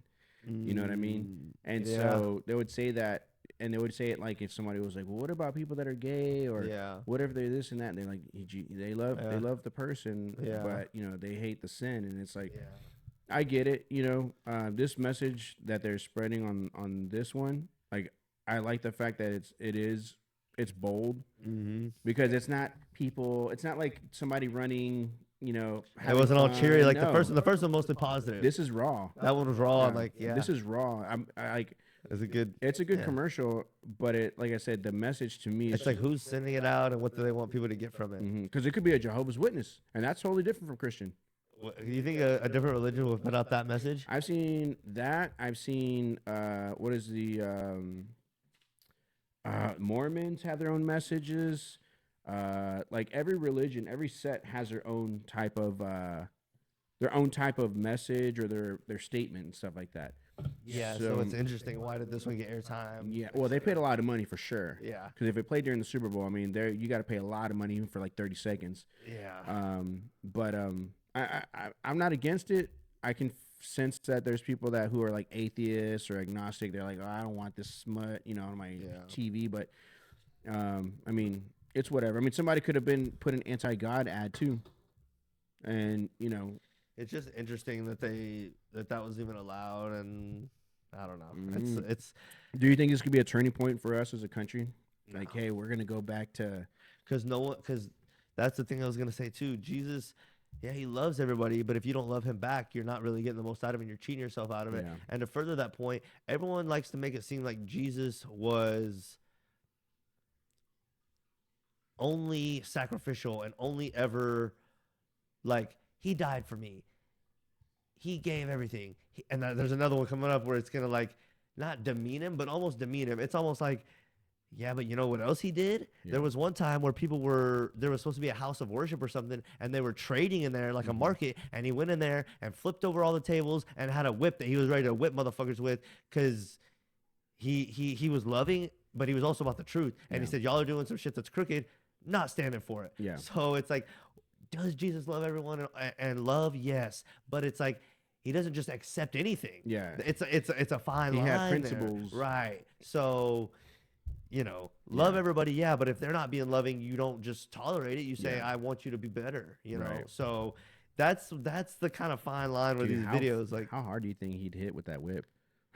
And it's like who's going to the length to try to change our perception of Jesus? And if Jesus is just some fake person or a nobody or not important, why do they try to like influence the way we think about him and keep bringing him up? Yeah, it's very suspicious. Yeah. Oh, so here's another one. Let's see. Excuse me. Which, by the way, I like the other thing that I like about this ad is black and white. Yeah, it's kind of cool.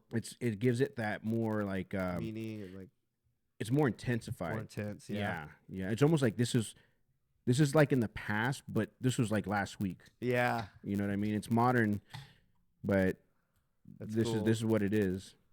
Go to college. and never asked for a raise. He didn't wear fancy shoes and never took out a mortgage. His friends didn't belong to a country club, and his parents didn't have a will. So he worked hard and invested wisely, not in stocks or bonds, but in others.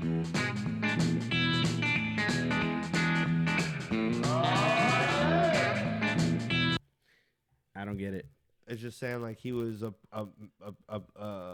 like he was a people's people. He didn't have any kind of like high degree or like he was a highfalutin. He was like a man of the people, and like his dad wasn't this. He didn't. But have what was any- Jesus?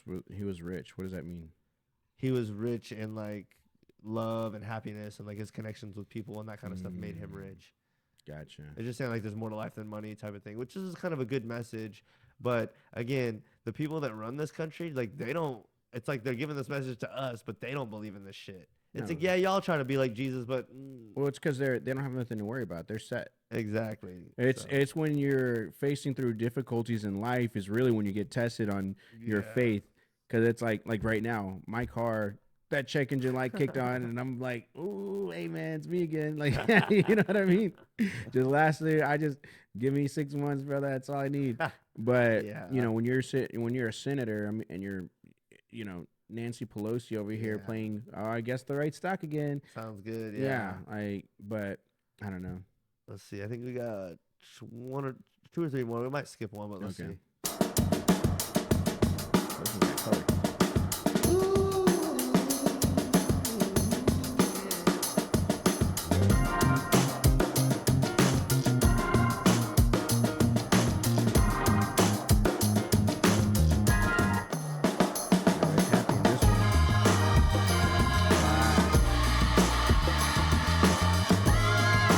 That one's just kind of like a feel good one. So it sounds like what they're doing is they're trying to make it more relatable to what everybody. like the other one was like this.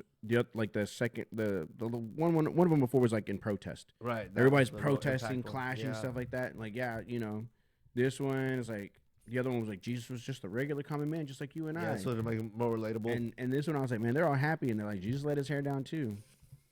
But he stood for things. It's a common thread. I don't know. Let's watch. There's two more. The last one is one I really wanted to watch. I really wish, you know, as much as we know about Jesus, like through the Bible, I really wish there was somebody that was taking down, like, what did he eat?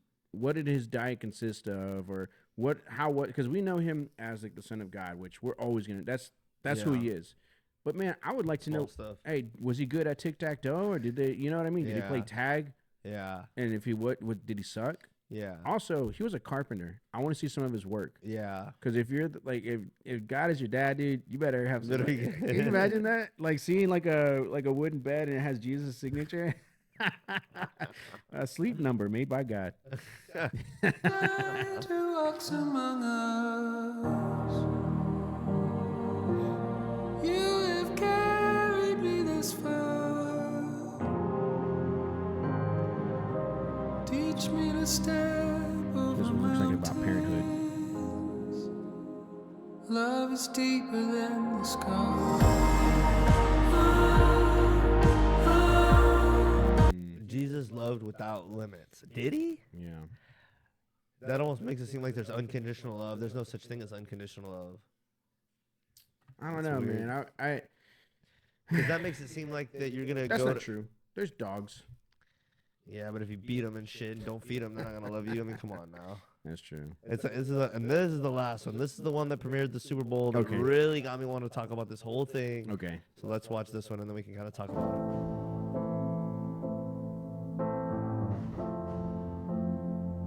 Notice anything here? Two dudes. Don't ask me Two chicks. what you know is true. Two dudes. Don't have to tell you. Two chicks. I love Two chicks. And parenthood in that one too. Here we got an old guy and a chick. I was standing. Two chicks. You were there. Two chicks. All these gay and lesbian couples. Two chicks. And they're all looking at each other's eyes like. And they could never Two dudes. tear us apart. Two dudes. This guy's a preacher, looks like. Faggot. that one Never tear us apart. I'll tear you faggots apart. Look at this. This is blasphemy. So this was I was waiting for this. I was waiting for this because I was like, it's gonna this. So this is what I was asking. Who's behind all this? You know what I mean? Jesus didn't teach hate. Well, he didn't teach you to be gay either. He washed feet. We can live. So that's what I was saying. He all of this washed in the feet? beginning. So, Bro. So, do you know the story behind Jesus doing that? No, but that's, I mean. It's in the Bible. This is. It's in the Bible. I forget the context of what it was, but I think it just pretty much kind of was just like, you know, him pretty much just laying it out there like, you know, I'll do whatever it is, you know, like I'm lending, I'll put my life on the line for you kind of deal. You know what I mean? Yeah. My little brother, him and his wife, they washed each other's feet at the wedding. And it was just like, yeah, you know, I'll do for you, yeah, you know, what you do for me kind of deal.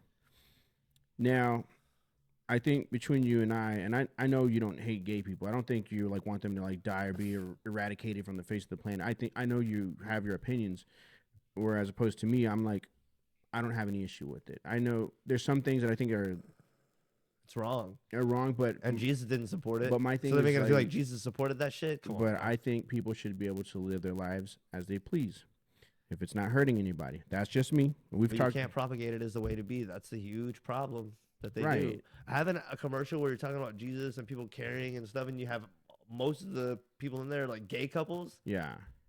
What is that? Well, I mean, how do I put this? I think for this is like, I think some of it was not necessarily meant in the gay. It was, bro. I didn't see it that way, but I see what you're saying. I'm gonna wash your feet like that. I So don't let know if you someone wanna- in here and tell us we're not gay. I don't know if you want to do that. Here's the thing.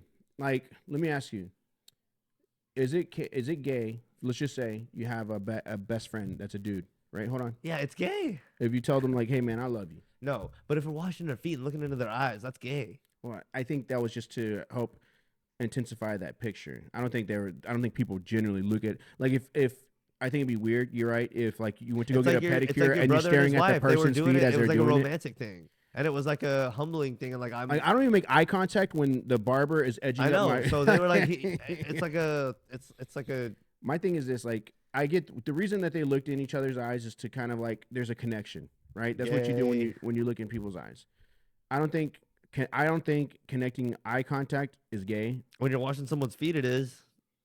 If I wash your think feet they and did that look for in the your picture. eyes, am I going to be gay or not? I think it's I think here's the thing. Dude, why you don't it's- think it'd be weird if you're like looking around and just being like, oh well, he's just washing my feet. Like, it's weird. It's just weird in general. Well, nobody washes each other's feet. We'll Exactly. start there. But this was kind of They did it to show that Jesus can do like the lowest thing Mhm. and he can do the highest thing because Right. he can do everything. Right. You motherfucker, you're not Jesus. But here's the thing, though. These people are just common folk. right? Exactly. They're common folk, and But they're trying to make it seem like he was okay with that. But And you he don't think wasn't. that there's symbolism behind it? Is what the message Exactly, is. but it's wrong. I mean, I guess, and I think I've asked you this before, and I don't know if it's going to turn into anything, but like, for instance, let's just say you got shot, right? Shot in the chest, and the paramedic that was going to help you was gay. Are you going to refuse the help? No.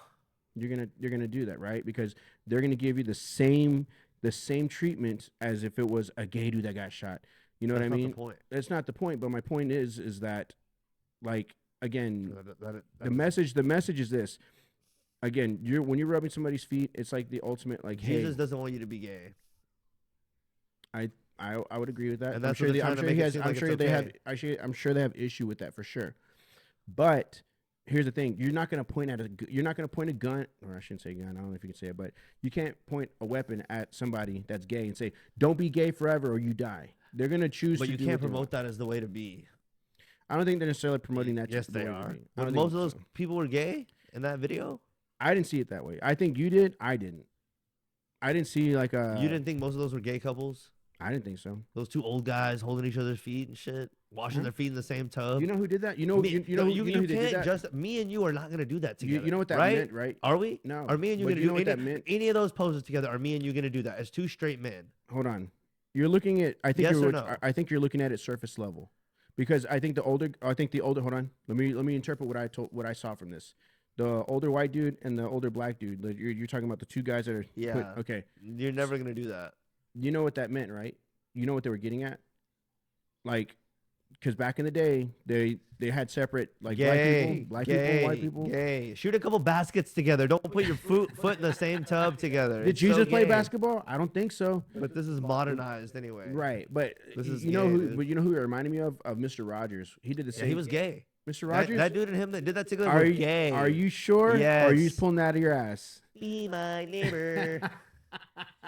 Unclog my butthole. Bro, please. wait. You're telling me? Wait, you didn't like Mr. Rogers? No. Did you That watch dude's him? gay. You thought he was gay when he was little? No, you didn't even know what gay was. I probably saw him once or twice, but something about him. He was the first so guy. obvious. He was the first guy that really brought in, like, integrating, like, black and white people together, and that was the symbolism behind for that one. Yeah, Each one of those scenarios in those pictures are representing a specific. Because what happens? Why? Who was rubbing the gay dude's feet? Ooh, another gay dude. Okay, but hold on. In all That's seriousness, two dudes fucking. In all seriousness, what was the guy dressed as? What? Like a minister or like a pastor, at right? the end, yeah. What do they do most of the time? Hold on. What do most of the time do pastors and ministers do against gay people? I don't know. They banish them from church. Here's you the can't. thing. They're trying to make it seem like you can be like Jesus because you can wash people's feet. It's like that's not all he did. They're trying to make it seem like Jesus let his hair down and had fun. Jesus wasn't every man and a poor person. Jesus washed feet. What about like the shit that he did that was like above and beyond? They're trying to make it like all the low shit that he did. You can be like him too. Yeah. What about when he stood up for what was right and to overturn the tables? Right. What about when he like I don't know much about him, but like he did hard shit where he like went into places where he was hated and made a speech. Right. Like what about the hard shit that he did? Right. Where nobody was on his side and he still did it. What about those stories? Yeah. Like And here's the Jesus thing. gets us, all of us. No, he doesn't. If you're a weak, pathetic piece of shit, like Jesus loves you, but he wants you to change. Like it's not like he just loves you no matter what. Like You can't go half and half on it. You can, but you're cheating yourself. So it's just like I don't know, bro. I feel like it's sending the wrong message. I hear what you're saying, and that's why in the beginning, that's the reason why I said all of us. I harped on it. I was like, what's this all of us about? Yeah. I didn't see it until the last video you sent me, and it's interesting that they used this one for the Super Bowl because this Super Bowl was the most watched Super Bowl in NFL history. So 180 something million people saw that message. Yeah. Now, again, and this is where I was kind of having an issue, like who's behind all this? What's it for? Because there's not a website, there's nothing about it, so it's kind of like up to you to determine how you're going to receive that message. Yeah. But that was kind of my takeaway. I think in the last one, each one of those pictures represented a specific scenario. That last one, I know you have your opinion. I have mine on it. But yeah, it's just that was an interest. I'll be honest with you. That's probably those commercials are probably the most interesting commercials I've seen in a while. Yeah, they're pretty impactful. Yeah, the it's just giving the wrong idea.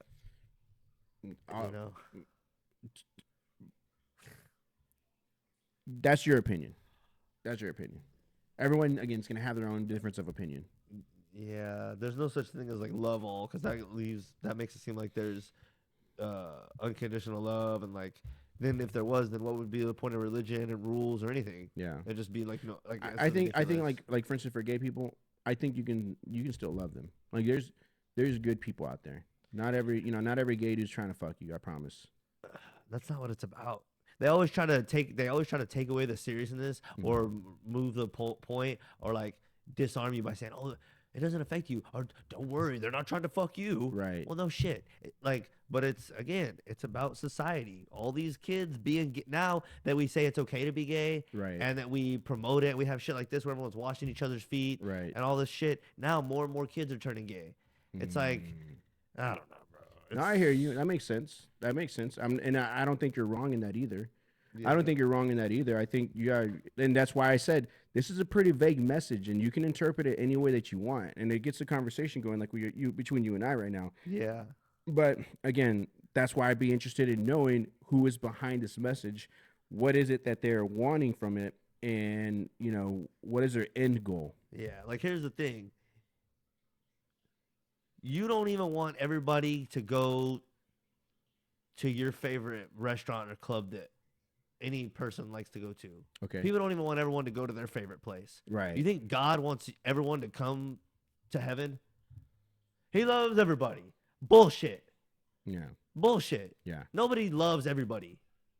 No, I can't speak. I can't speak on behalf of God. That's not my place. I'm telling you.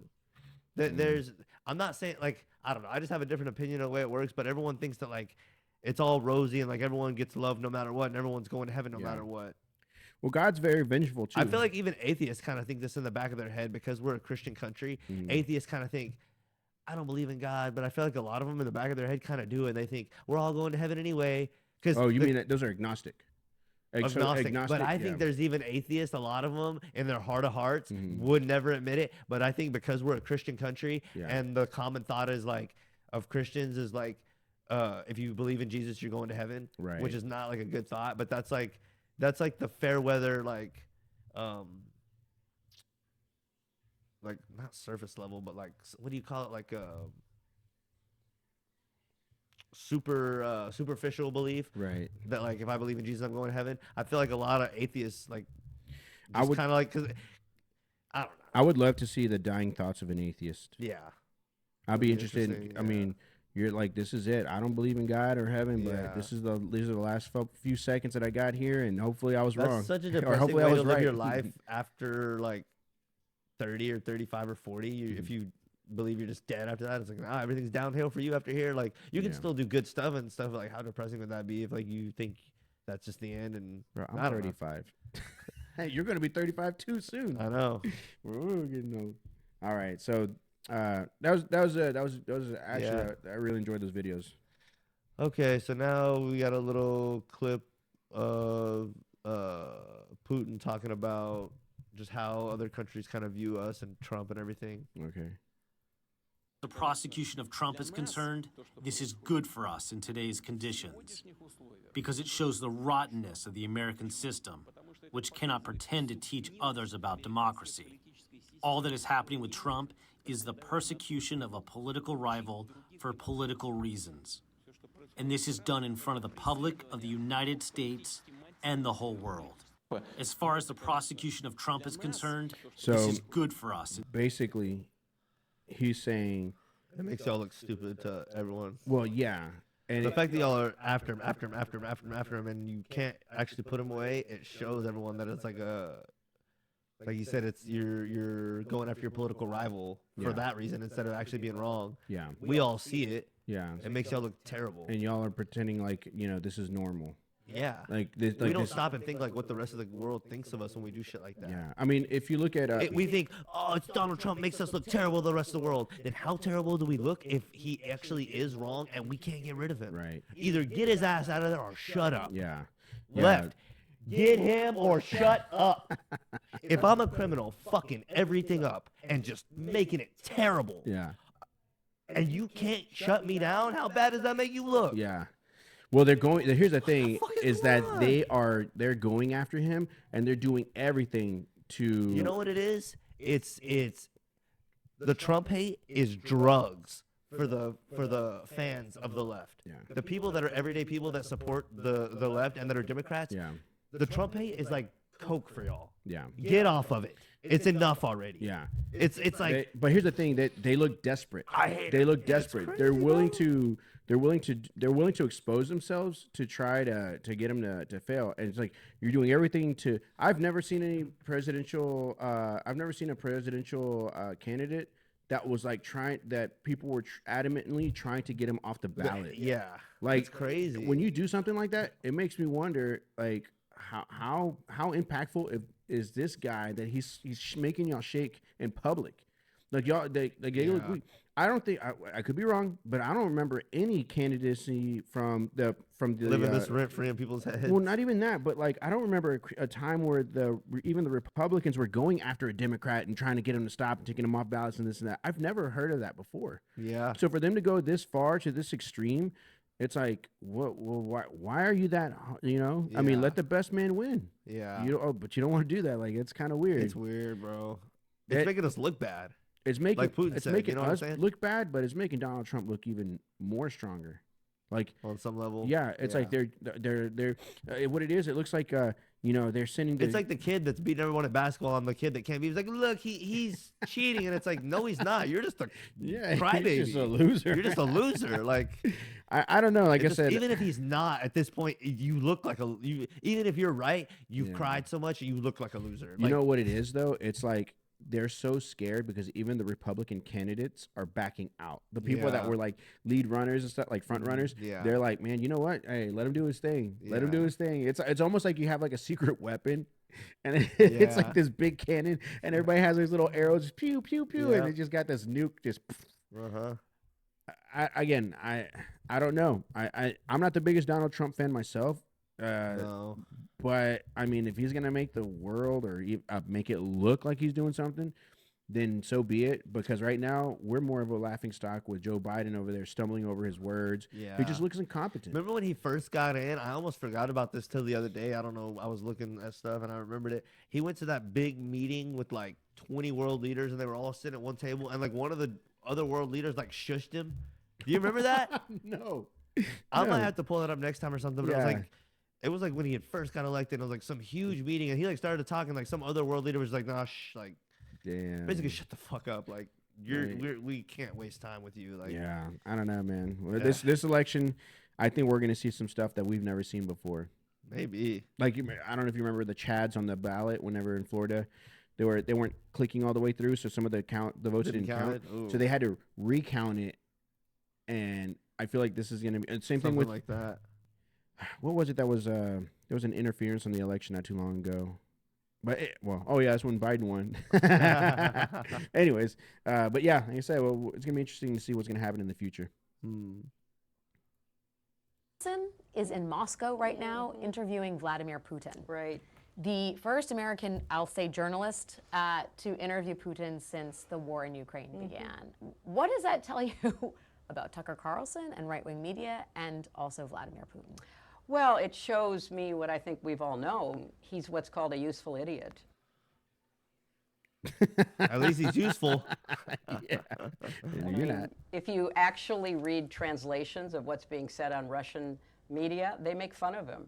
I mean, he's like a puppy dog.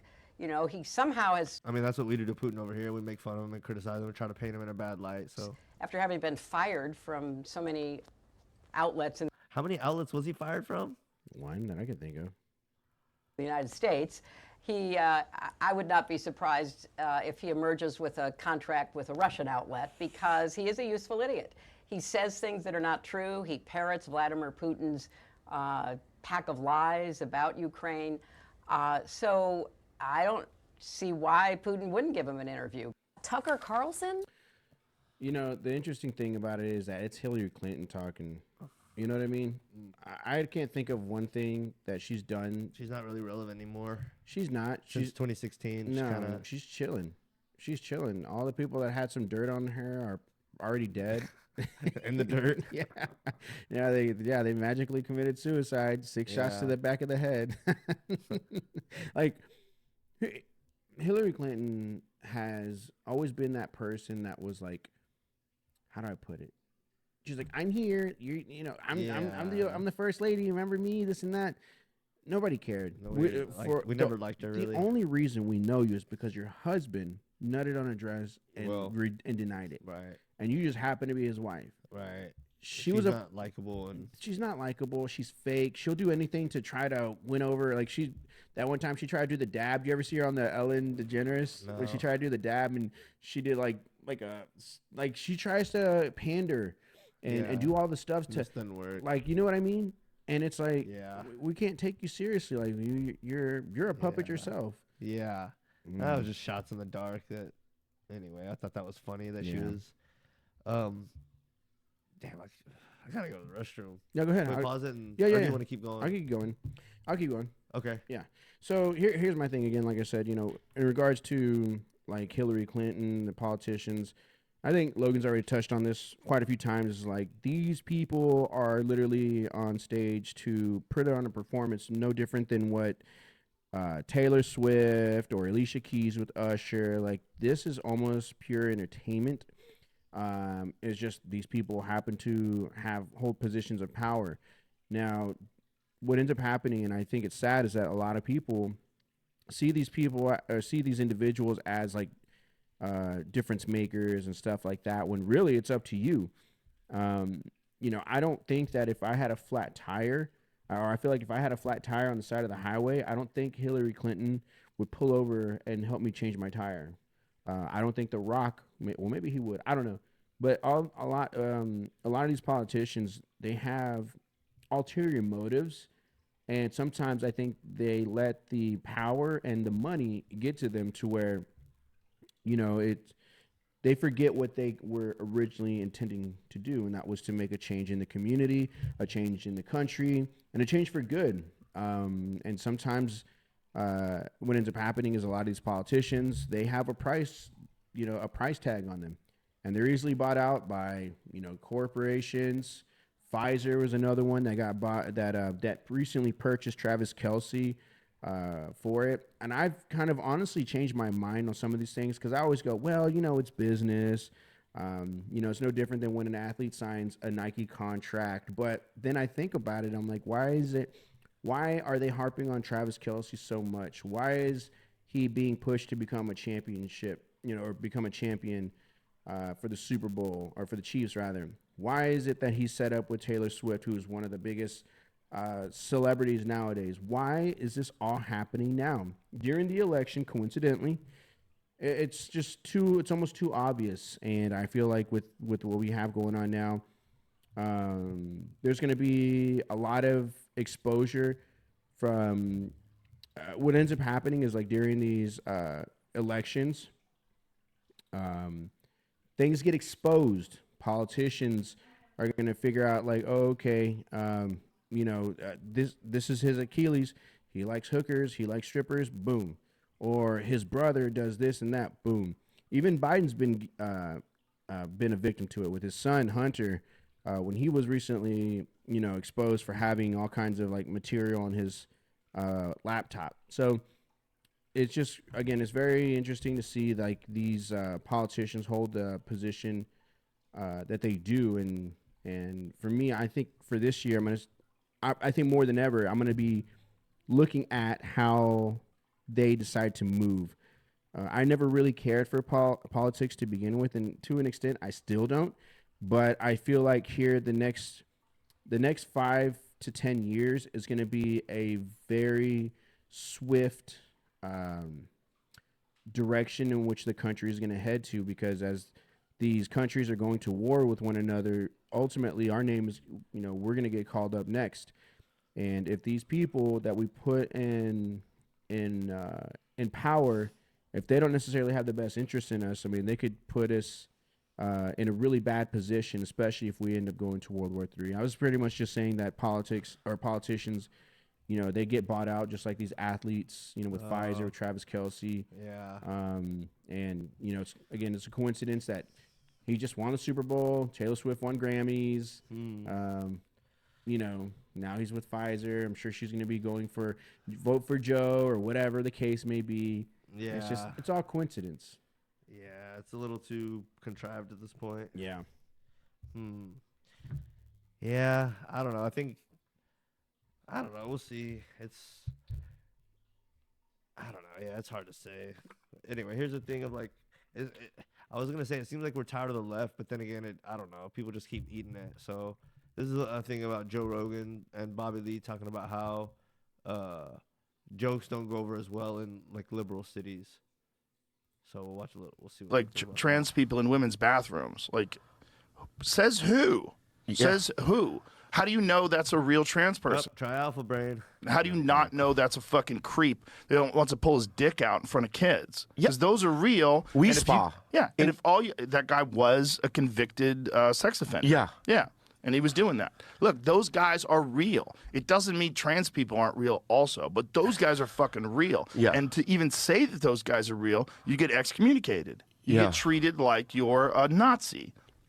I never even cared about it. Didn't care at all. Yeah, I mean, whatever you are, I don't give a shit. You know what I mean? But it's like, I can't do it anymore. I think it's engineered. I really By do. who? By China and by Russia. Oh no, Chinese. Yeah, I think. Oh no, Chinese. There was recently, I don't know if you know, on Kill Tony, David Lucas. Yeah. You heard about what happened. He was talking about George Floyd. Yes. Yeah. And this is a perfect example of one of those things where the joke can go really, really good or it can go really, really bad. I personally don't like him on there. David Lucas. Yeah, I don't like him on. I think him and Tony Hinchcliffe, like I think they like each other. Not like gay or anything like that, but Yeah. I think he's like, man, he's funny. He makes me, you know, Yeah. whatever.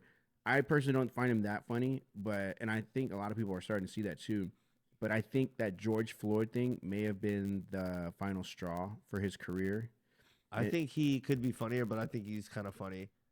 It's like fuck George Floyd. He's another human.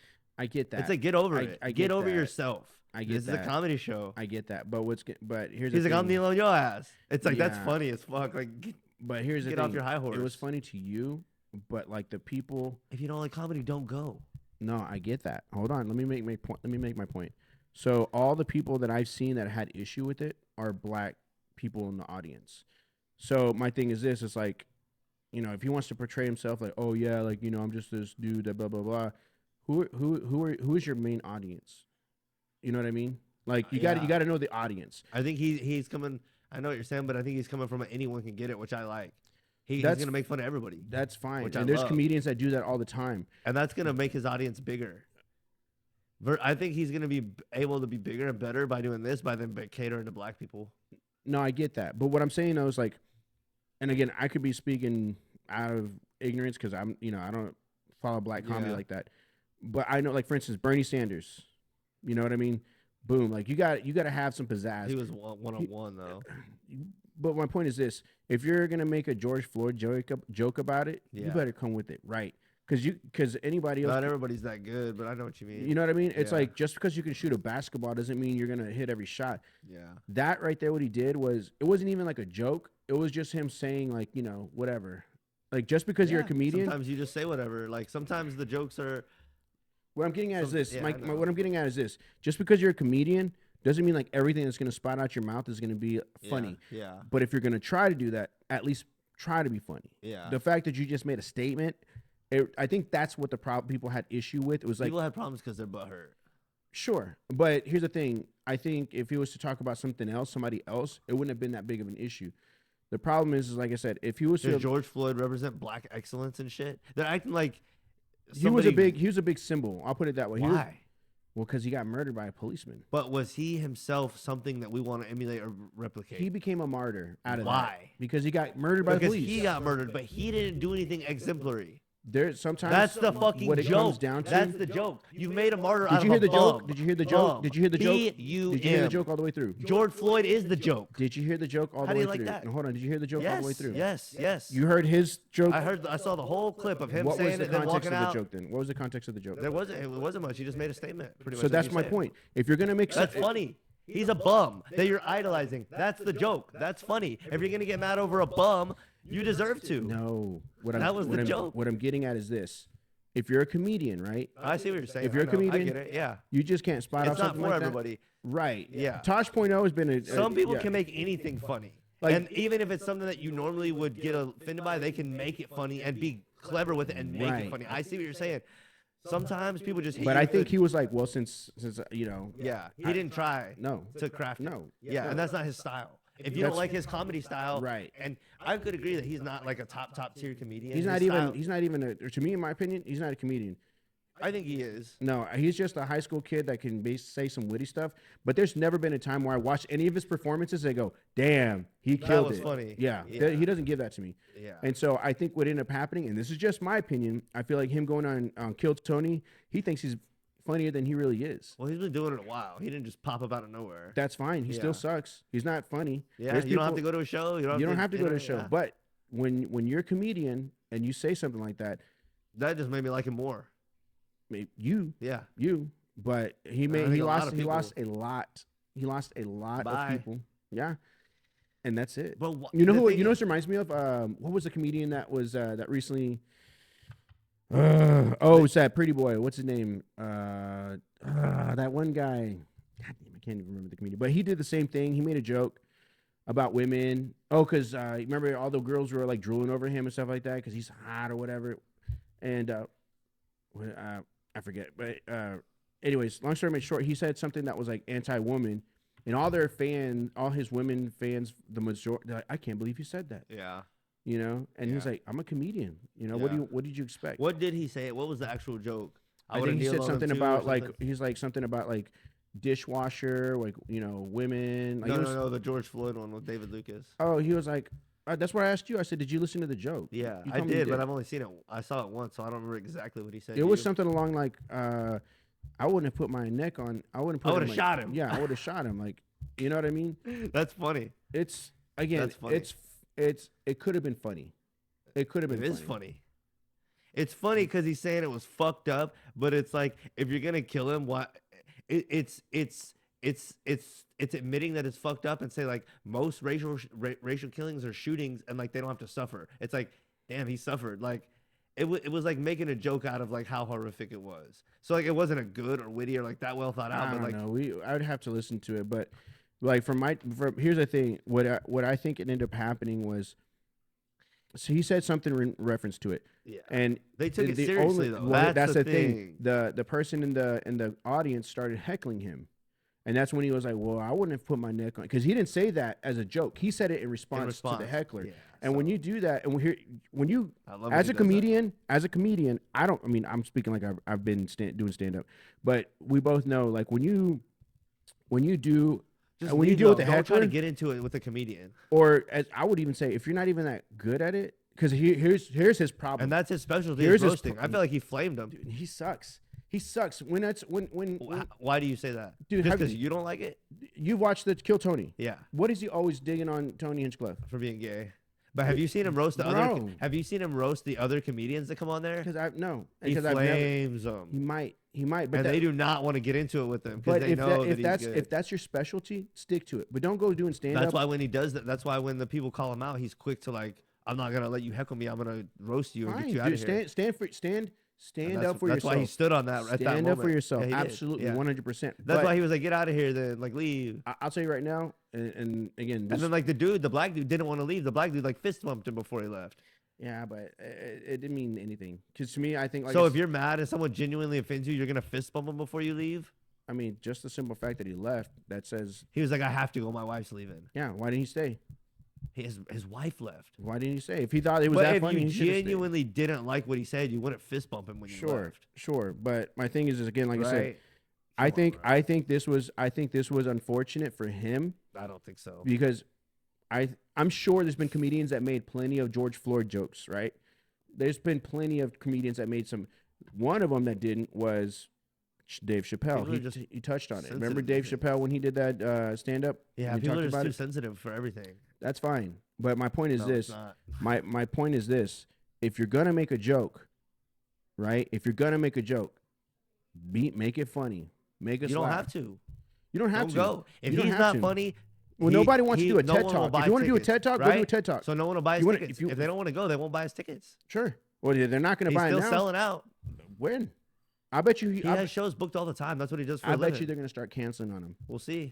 But I think him. There's a lot of people in right wing cities, or this is a liberal city. People that like they're saying right here, in cities where they're not liberal, jokes still kill. Right. So, I think this may have been. I think he may have shot himself in the foot on this one. I doubt it. We'll see. But I mean personally, when's the last time you've been to a comedy show?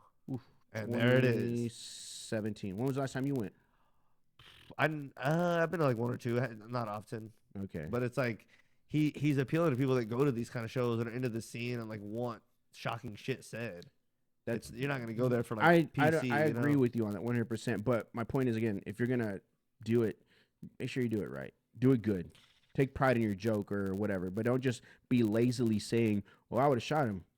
Okay, then what? Like, you know what I mean? Like, come up with a joke.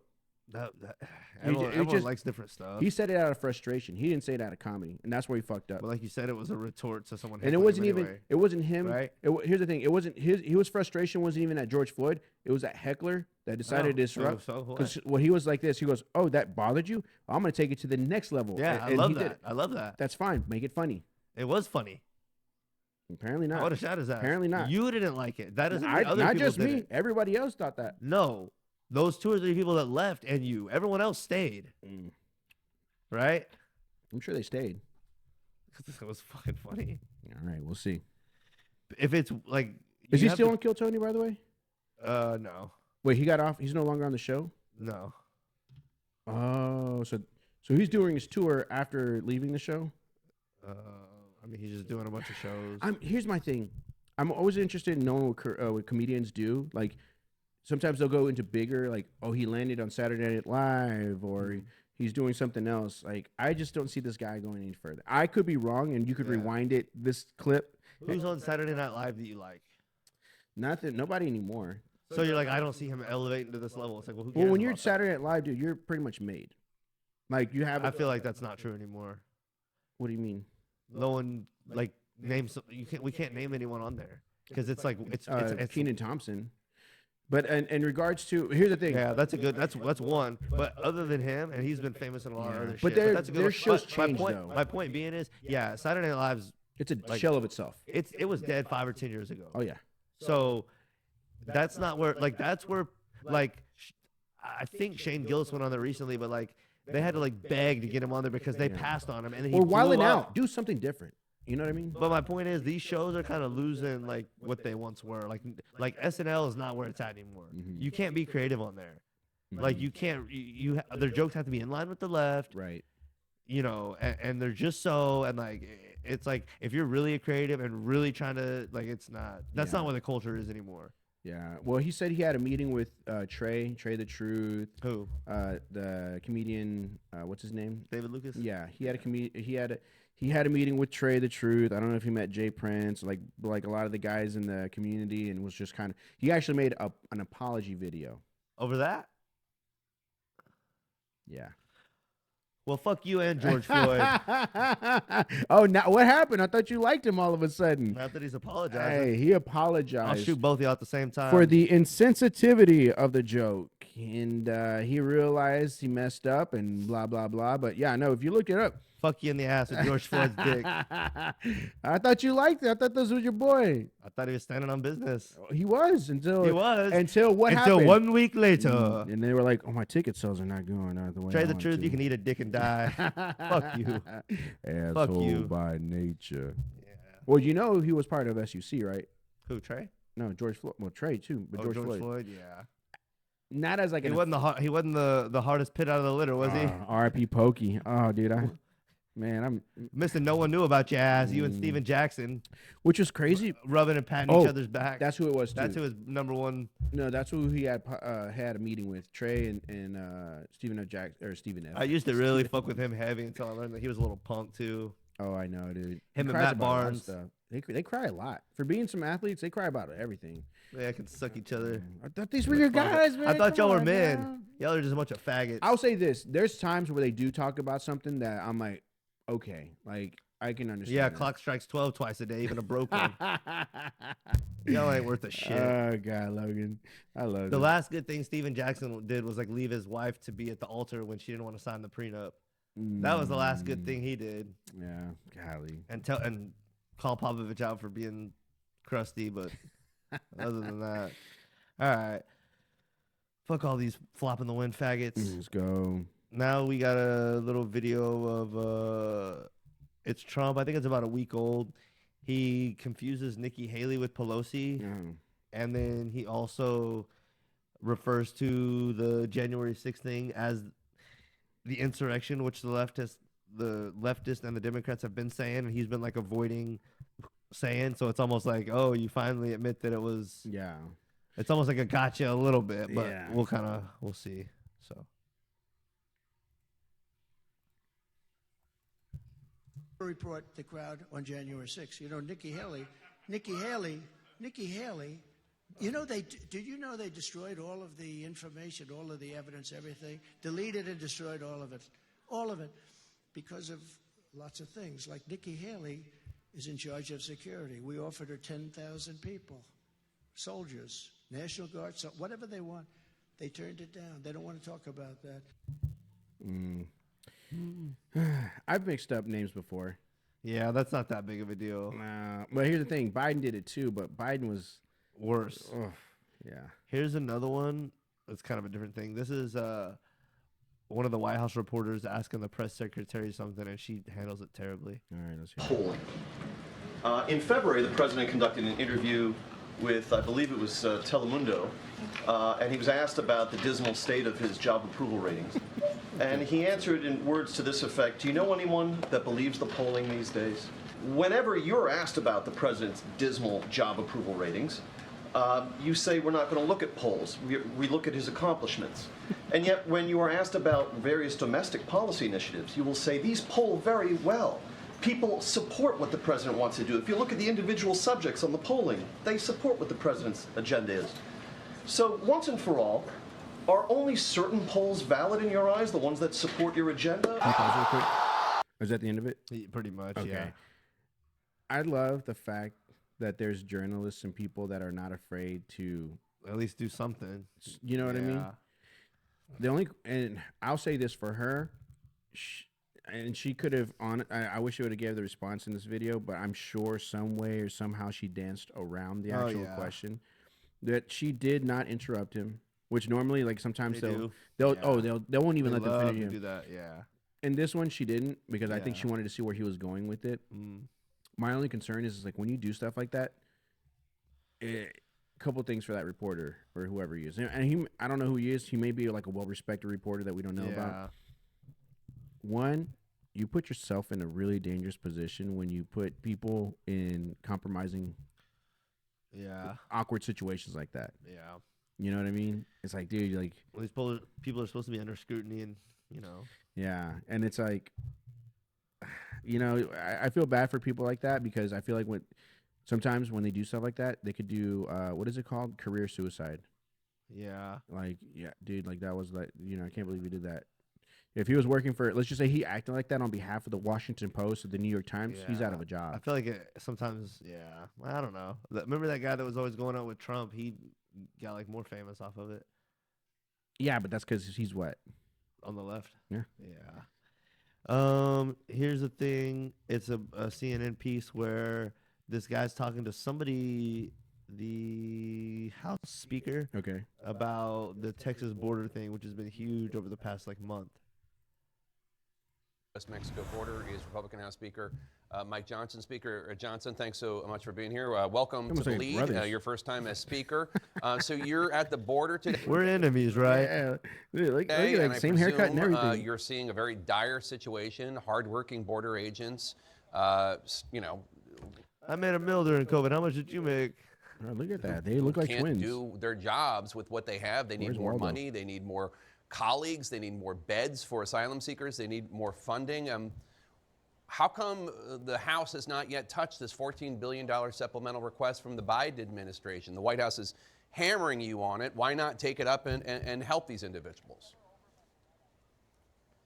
Jay, good to be with you. Sorry it's taken so long to come on with you since I became Speaker. Listen, this is a catastrophe down here. Damn, And sounded what the like White you. House is proposing is more money to process like the Matrix. and allow more illegals into the country. We need to do the opposite of that. And this is, you don't need to take my word for it. Listen to the Deputy Chief of the U.S. Border Patrol who was with us last night, and he told us in his own words, he said, it's as if I'm at an open fire hydrant. I don't need more buckets to dump the water. He said, I need to turn the flow off. That's why we're here today, Jake. We had 64 House Republicans here representing 26 states and 1 U.S. territory, everybody from California to Maryland, Michigan to Florida, because every state in America is a border state right now. This catastrophe can come to an end if the Biden administration will do its job, and they've refused to do it. They're doing the opposite. So the $14 billion, there are, you're right, 1,600 asylum officers that would be part of that to speed up processing of asylum So claims. That's just what so you're I talking understand about. correctly, the Biden administration is withholding this distribution of money towards relieving them or the aid for that. Is that what he's saying? No, I don't think so.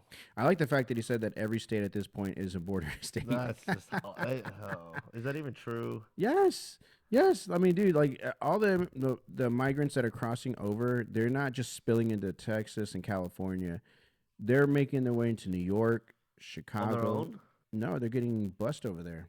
or they'll flee that way, whichever the case may be. But Do you think we're spending all that money busting all these people that are illegal? it'd be more cost effective, yeah. It'd be cheaper for me to give you a $40 one-way ticket to Chicago than if I was to spend hundreds care of of you. yeah.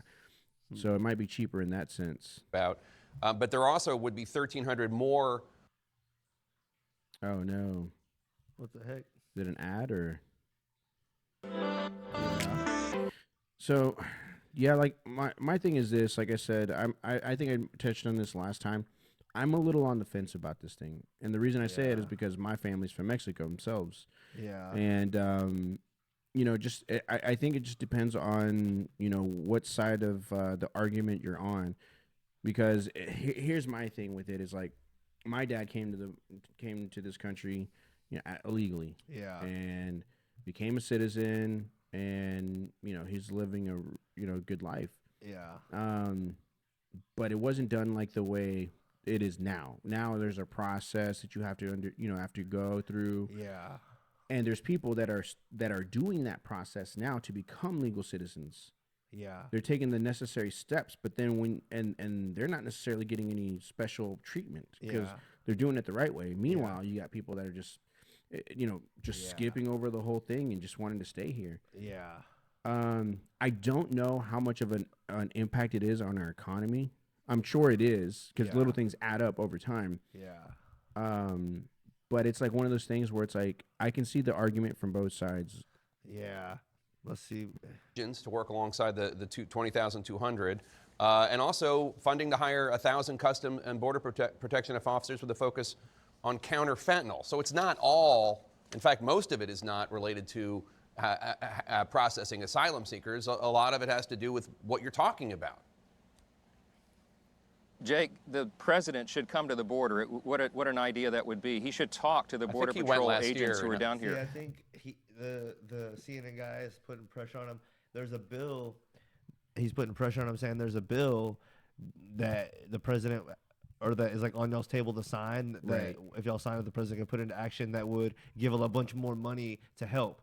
Anyway, that's why that's why he said we're at a fire hydrant. We don't need more buckets.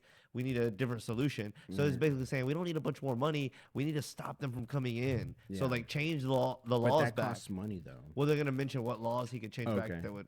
I think The he went morale last is year, low. just FYI. Yeah, well, he went for a photo op. He should come and spend a couple of days like we have to be with the people here on the ground who are fighting this war on the border. That's effectively what it is. We have so many people. Jake, 7 million people have come into the country since Biden walked into the Oval Office. And I would love to know if that means in total. Yeah, that's what he said. Since he's been Only in office. illegal.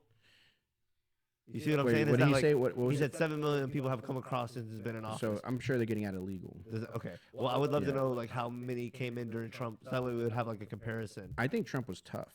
So it was a lot I more. think it was Trump. That's But I would like a to hear a low number estimate. real Most quick. people believe it may be twice that high. We have nearly 2 million gotaways that we know about, not to mention those who evaded capture. Over 300 known terrorists apprehended at the border trying to come in. We don't know how many evaded capture and detection. They're in the country, potentially setting up terrorist cells everywhere. Fentanyl is the #1 cause of death for Americans aged 18 to 49, flowing over the border like an open sewer. Human trafficking is the #1 business of the cartels here. Estimated, we were told today, Jake, one of the local sheriffs here said that they believe that the cartels are making $32 million a week on trafficking human beings into the U.S. That's over $1.5 billion a year. Transnational criminal organizations, and the Biden administration seems to care nothing about it. Remember, they could issue executive orders and fix this overnight. You could reinstate the Remain in Mexico policy. You could stop the catch and release policy that the Biden administration insists upon. I think what they're saying is Biden's pretty much, and the administration is just kind of turning a blind eye to this all. And so it's like, yeah, if he's not going to be doing anything about it, then, you know, now we're kind of have to force to do something. You know? A big thing that they wish he would do is the Remain in Mexico policy, where you have to stay over there until your shit gets approved. Right. And then the catch and release. I'm not sure the exact thing on that, but that's something Biden put back in place when he got in, which is just like catch and release. I don't know. I think what it is like they would catch him and then deport them. Well, catch and release, I think it goes with this Remain in Mexico policy, where if they catch you over here and you're illegal, before they would send you back over and make you do the paperwork and wait over there until you could come back. Right. But I think now it's like, well, now it's a crime. They can arrest you on site here in Texas. They passed that law where it's like if you're in illegal, you're but automatically. that's like arrested. super recent, and Yeah. that wasn't from the top from Biden. They're talking about things Biden has done. So Oh, like, gotcha. the catch and release is like we catch you, we file paperwork to make you legal, but we're gonna just let you go for now. That was the catch and release that Biden did. We've done this illegal thing, local Texas wise, to like go against that. Yeah. So it's like this. So Texas is interesting- doing everything it can to protect mitigate, itself. yeah. And the country is the nation's capital is like, well, that's not our problem. You're the ones down there having to deal with it. Do some very important things, but they refuse to do it. So just one note on the terrorist thing. There aren't hundreds of known terrorists getting into the country. There are people whose identity have been flagged on a certain database. I just don't want people out there thinking that they're 200 members of Hamas have flown into the country and we don't even know about it. It's a little bit more complicated. Jake, I'm not saying that it's not serious. I'm just saying these aren't sounds like you are necessarily terrorists. That's the terrorist watch list, Jake. Right. It takes quite a bit to make that list, okay? These are dangerous people who are coming into the country, and we have hardened criminals who are coming from all these countries only around killed the a world. few They're people, not a opening lot, prisons right? and sending them here. We saw it today, Jake. We know what's happening. We're talking to the people on the ground. So these are not Republican talking points. This is reality, and the White House needs to wake up to it. Right now, and I like I said, this is kind of one of those things where this is not going to be an overnight solution. In fact, this is going to be an ongoing solution for the rest of our lives. Yeah. There's only so many things you can do to stiffen the border. The only way that you can do it is if you set up like an ironclad. I think with social media, we get to see what everything else is like. I think the people from all parts of the world are going to want to come here until the rest of the world is even with us. Why would someone else settle for a life less when they see what we have? It's like they're going to keep coming here until our country can't take it, and we have to lower our standard of living until we're even with the rest of the world. I think is what's going to happen. What I think even more interesting is, and I think we already know, why are they talking about this now? Now it's such election year was not big the last 2 years, was it? Nope. So I mean, I'm sure it was, but not to. It wasn't on the not to this news like degree. this. Yeah. So I had a few things just like the laws and stuff, but they kind of talked about it. Gotcha. Here's kind of one of the last things I had, but I had quite a few little things on it. It was the Bill Maher and which I love Bill David. Maher. You do? I love Bill Maher. He's very witty. He's smart. He speaks his mind. He has an opinion. Some of the stuff that he believes, I'm not in favor of or agree with, but I like him as like, hey, this is who I am, whether you like it or not. And I like the idea of him, but I don't know if I really like him. So. It's almost kind of like he's like almost like a little Satan worshiper, like it's something evil. I'm not saying he is or anything He's got like that. a little too much ego on him. You know what Let's it is? watch this. It's sass. It's sassy. It's still the next degree. You feel about Newsom? Had him on my show Friday. I saw that. And I first of all, I love him. You just like a guy or you don't. I've known him for a long time. He's done my show for a long time. Do I love everything he does as the governor of California? No, I don't. I wouldn't say I'm undertaxed. I have issues with this state. He's a guy. One reason I want him to run for president, is because he's obviously a winner. This guy could fucking do it. It's insane. He's a winner. To who? Yeah, he's a wiener. That we have Who, the guy. though? Like the people in California don't even want him there. Bet David's about to put some pressure to Let's that. go, dude. This is But a we good can't topic. run him because we have to tiptoe around Define a Biden. winner, and he said. Define a winner. Well, he would win the election. Oh, so he would win the so election. he's a talented debater, speaker, communicator, deflector. and politician, and he's a Right. smart guy. He's a smart, real guy with a pair of balls. Do I love everything? No, you never do with a politician. But first of all, I think if he ran for president, it'd be great because it would force him to move to the center. Now you're running not just in California. I mean, this is California. It's weirdo. Are you a results-driven guy? No, I like to watch things fall apart. I mean, of course, you wouldn't. I don't know. You see, this Build is the a show thing. that you Hold on want. real quick. This is what I like. Okay. He's very sassy, sarcastic, almost too too much. Yeah. Patrick Bet-David's a businessman. Yeah. And I think from the conversations he's had on his podcast, he's very right. Not to the extreme, but he's very right-minded. He thinks he's gonna slither around everything like a snake, and Bet David's like, I know how to hawk a snake, boy. Dude, hey, this guy, he's in He's the not dumb either. He's not. Like, you know what I mean? And I think what he's doing right here, he's really underestimating. Bet David. Yeah. build and win at the levels you won, for decades if you weren't results driven, right? I mean, you're Bill Maher, What do you mean? What's the point about So that's results? exactly where I'm going with you. So results driven guy. Right. What areas has Newsom won in? You said he's a winner. Winner of the election. He could win the election. But based on what, though? Do you want results? Like, what has he done to California to say he's a winner? What? Oh God, I don't know. See, he hasn't done a fucking thing. This is the left in a nutshell. This is the left. I don't know. And it's the other episode we talked about, like, this is the extreme left. Yeah. No, this is the left now. Yeah. But here's the thing. Biden's he the same even thing. says- There's no good thing about it. And even people still says- they try to squirm when you try to hold their feet to the fire and say why. Yeah. Even in a lighthearted conversation, why would anyone vote for Biden? Well, it's Yeah. they have some little sick, funny, Yeah. sarcastic, weaselly. Just man up and say, let's We have don't a know. laugh about there is no good reason to Yeah. support him. Let's laugh together. But don't be a sneaky little weasel that wants to suck Biden's But that's toes. that's who that's he what is. he's doing. That's who he is. You're but- a weasel. But what I like about it though, right? what I like about it is he goes, I don't know, and I don't He has know this. nothing. I don't know the next response. I don't know if Right. he's gonna say, I don't know, maybe he fixed it, Right. or did this and that. But if you know, I don't know Governor Newsom for nothing. I've never heard about him until maybe the last year or Yeah. two. But even the Haven't people, heard nothing good. I'll tell you this much: since he's been the governor, how many people from California moved. did like a mass exodus to Yep. Texas? And I think he's going to bring that up. That's the first time I think their population has decreased If- in like 100 or 150 If years. he's that good, since him. why are they leaving by the droves? Like exactly. No, I'm sorry. I'm That sorry. speaks for itself. I want to hear what he's got to say. This is interesting. I love this already. Bill, you're a smart You know what? guy. He made it rain, okay, dude?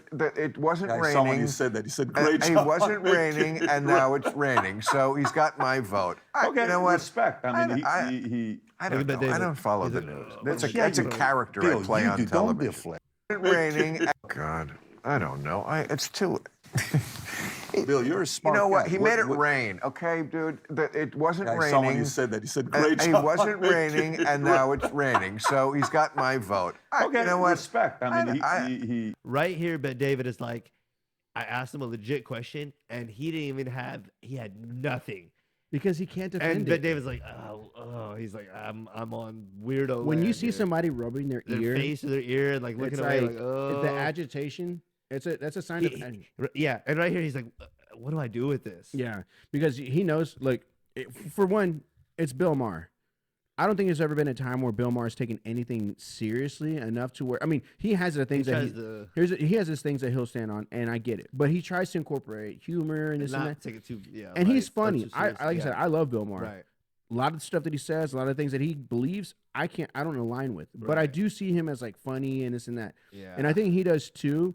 But it's like I'm trying to have a real conversation, and I The need left you. doesn't do anymore. I need you to answer me these questions because you're backing this governor. Why? You They don't want him? have You want him to win presidency? Tell me why. They don't have a reason. Well, let's see what he says.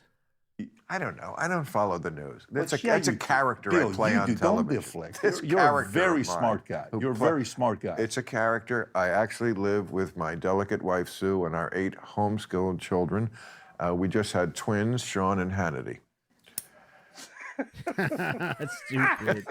See, here's what I'm saying, dude. Don't believe everything you see on TV. So David. then what this does to me, this actually makes it easier for me to not even have to have this discussion and just move on to other things we can talk about, is you base your character on your candidate. You base your candidate based on being a good debater, deflecting, not necessarily results. No, I Because don't. if that's how you do it, then Shut up. Newsom is fantastic, This is Bill. stupid. You're better than this. Really? I hope. I don't know. I'm just So getting to when know I you, asked you but a I hope question, I I'm said- told you are. I mean, said- it's a silly argument. A debater. You know, like I can't tell. I've been doing political commentary on television for 30 years. I think I can tell when a guy is just debating, Give us the or facts. whether make a He's calculate. just saying you have to trust me with this because I've been doing it for so long. What he's doing right now, he's buying time. He has nothing. He's buying time because he's like, I can't just sit here and shut up.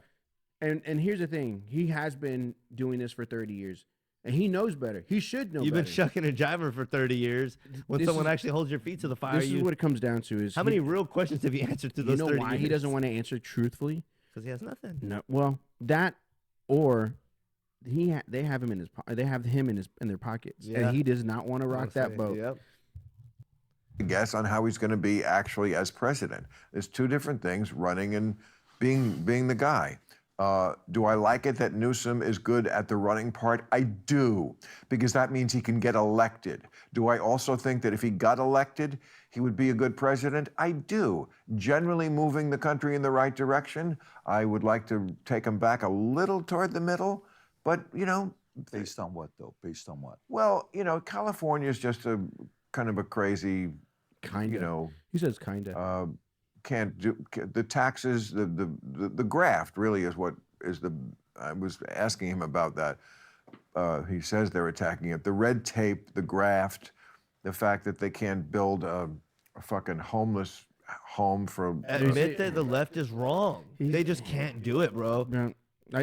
Again, this is sad. Again, the thing is this: if he really believed in it, he would have argument like points. At least if they're Boom, fake, he would have them boom, beforehand. Like, I know boom. this isn't fully true, but like, this is what I'm gonna say. It's like you don't even have anything to say. You know what I think though? To be honest with You you, have nothing. it's like he doesn't care. He's set for life. He doesn't have to worry about it. So it's like. But it's a bad sign when he's still supposed to be tricking people to believe in this shit. Yeah, well, I don't think he's trying to trick him. $900,000. He's not gonna trick- But he's trying to trick They viewers. couldn't That's his job. complete a fucking high-speed rail. I'm going to say on my show Friday, this is going to be controversial, but Hamas, let them come over here and build our fucking tunnels because we cannot get it done. No, I'm That's all serious. he It's a has, like a win-win. stupid- If See, they like would I like said, dude, like- renounce and say, we will not attack Israel, we will hire you to build. I almost don't even infrastructure." think he was sober when he was doing that. But I think, like I said, No, he was. He was just he had nothing. It was hard to argue something like, if you know what it is, he doesn't believe in him. If he believed in that governor and California's Yeah, he's governor, being paid to believe he in would him. have had real had argumentative points. But the fact of the matter is, He had nothing. the only thing I'll say is right now, I think in the country, California is number one in like the economy, right? Like they're the number one state. Texas is number two, but Yeah. it's like at what cost? I wonder if that's just size. Well, But- yeah, of course. I mean, they have They're like what, the like biggest- one of the 16 million people in LA. Yeah. Here's some more from that interview. I kind of wanted to. I had like several little 2 or 3 minute clips I was gonna jump through and kind of give our opinion on. Okay. Let's see. I have the timestamps for them. Yeah.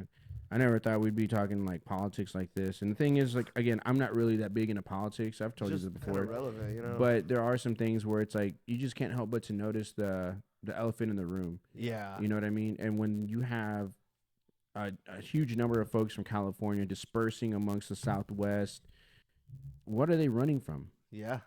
They're not moving to Texas because, in fact, most of the people that I've seen on Instagram or Facebook, they hate Texas. They hate it here because California was so much better and this and that. But then why aren't you over there? Yeah. Why'd you leave? I've never seen Texans go run to California because, Yeah. okay, we hate it here. There's something going on in that Something's state. And like I said, it's interesting that all this stuff is happening during the election year, but what do I Yeah. know? The way he engages, the way, you know, people like, this is the problem we're having right now with Trump and Biden. Trump, of course, is even more demented and full of dementia, but they're around the same. But Biden wears it horribly. He shuffles and he looks fucking old as dirt. And Trump is more dementia than Biden? Yes. You didn't just say that. You said it Trump? Oh, you like Trump more than Biden? No. I mean, you can. In the area of dementia, there's a lot of things you could say. Did you? Pat David couldn't believe that he said that. Can Well, you? No.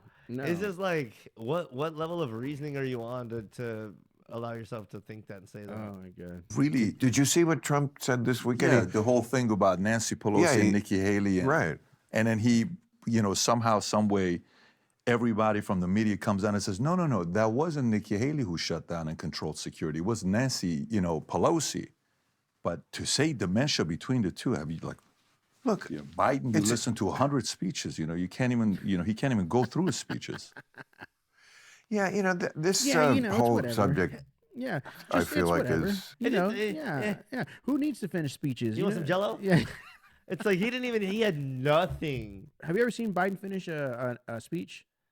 No. When they finish, they exit to where immediately. they, Yeah. bro, he'll be out on stage. He didn't know where to go. Bro, like one of those like those elderly people and like one of those retirement folks' homes. homes, They're yeah, like, he's I can't lost. find my room. Like, dude, Yeah. that's what he looks like up there. Like, don't tell me like it's bad. Yeah, you're comparing apples to oranges. Kind of the red herring of the election. It never engages me that much because like I know who Biden is and I know who Trump is. We've both seen them a lot. And yeah, they're both not at their life's peak for them. And it's sort of baked in, and I don't think, does it really make me think that it's affecting how Biden makes decisions and runs the country? No, it's not. He doesn't look good running for president. He doesn't look good, you know, publicly as president. That's not the important part of being president. The important part of being president is the decisions you make in small rooms where But he there couldn't aren't talk people about the around to governor. He look at you. didn't- Hold on. So now he's trying to decide, like, well, this is what a president does and this and that. But he asked you what made the governor so Governor good. great, and you couldn't give him a. couldn't say But all that. of a sudden, he wants to tell, like, I'm not for Biden, and it doesn't sound like he likes Biden either. Yeah. But don't sit up there and just say, oh, well, this is what a president should do. They should deliver results. Yeah. That's literally what he just asked you about Governor Newsom. He and didn't have anything. No. Yeah. Stutter, and where you're not as nervous, and where you don't have to make a speech, you can just listen to advisors and use your wisdom. That's the key part of being And you president. think he does that? Biden, yes, absolutely. You really believe he does that? What do you mean you really believe? Like it's like Here's what it is. The people on the left have so much pride and ego, and they think that they're on the side of being more compassionate. They think because Trump's so mean and he's such an asshole, they like cling to that like a fucking drug. Yeah. Trump is mean and an asshole. So therefore Biden's the better person, and I think he should run the country. And they think even though you don't think that, I think that, and I know better. People on the left have this thing of, we have the facts, we have the knowledge, we know better. You don't. Yeah. You're egotistical faggots. My thing is this: It's like, gross too like I when they said, think they know better. It's like you don't. Here's my problem. You're supporting again, people like that I can't said. talk. I think It's insane. But here's a problem that I have. The right does the same thing as well. Or you're supporting they don't support someone as bad as Biden. No, they do. No, they don't. Mitch It's the- Mitch McConnell. Oh, is he the same? You But remember Mitch McConnell? I think They it'll made- be fine. hold on. They Hold made on, memes. They hold made on, though. memes. Hold on. I They agree. made I memes agree. about Mitch But how McConnell. many people that are base level people would support him?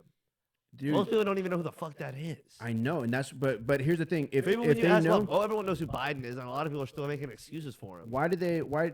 did Mitch McConnell become such a political or a more public figure the last year or two? Do you remember? Probably because it's gas, right? Like fucking up, right? Or no? No, because he was the one that was talking about the women's rights, the abortion type thing. He was the guy behind it that was like, no, we're not going to do this and stuff like that. We're not going to do what? The abortion. Like they were kind of pretty much making it illegal. But the thing was, it's like any conversation that he had with him and stuff like that, like he would shut down like a computer that just Really? Listen, if you're gonna be if you're not gonna have if you're gonna be against abortion, okay, fine, that's your political stance, fine, but you got to be cognitive. You got to be able to talk. Don't you think the people just? I'm talking about. But what I'm more- getting at is the right does have somebody in I'm there. talking about people that are like the supporters, the voters, and the civilians. Mitch McConnell's been in the office for over 50 years. Yes, I know. Okay, but do you think the people on the right actively make excuses and support him? He still holds power. You're not answering the question. I just did. No, yes, no, yes. no, the answer is yes. Because if they really, no. hold on, if they really were like, you know what, this Bro, guy. if we do a poll, how many people know who Mitch McConnell is and what position he has, and how many people know what Biden is and what position he has? But just There's because so many just people because that they're don't- just hold because on, one's hold on, popular and the hold other's on, not. hold on. That's making the point of just because he keeps getting voted in, people probably don't even know what they're voting for. Okay. But My what's point your is, point? everyone knows who Biden is and what he does. Okay. And people still make excuses for him. A lot of people don't even know who Mitch McConnell is. Right, but don't you think that's a if problem? they- That's a problem, though, right? Yeah, it is. Okay. But it's not as if you did tell him who he was, a lot of people on the right would be like, yeah, I didn't even know that guy was doing, like, we need to get him out of there. But they didn't, or they're not. No, I know. Okay. But if they became aware, they would. People are aware of Biden and still make excuses. Right. I'm not saying The that they're people not. on the left, the people on the left are more egotistical. I'm not disagreeing with you on that. What I'm saying, the point that I'm making is There's that fucking both people on parties, both. I know, parties yeah, are I know. at fault in that. But when you tell the people on the left, they don't want to hear it. Sure. But Just like but him if with Newsom, yeah. it's like he had nothing. True. He had True. nothing. But if they know that Mitch McConnell is that like imperative to think or even speak, they That's the same with both sides with a lot of people. Yeah, but let's not pretend like it's just a right or a left thing. No, like, I haven't. Yeah, like- I've been saying don't vote. yeah. People keep voting. Well, I think you need to vote, but why? Because you get shit done that way. No, you don't. You don't? I think you do. Like when we go out to eat and nobody voted to go if we want to go in and That's out not or politics. CC's. I That's- know, but voting, you're just talking about voting. Votes That's matter. not the same. Greg Votes Abbott matter. and his cronies are picking. Jesus Christ. You're gonna tell me that if That's not even the same. I'm not even gonna entertain that. Is it voting? Yes or no? No, it's still that's not the voting. same. Yeah, it is. Do we have representatives when we vote for CCs?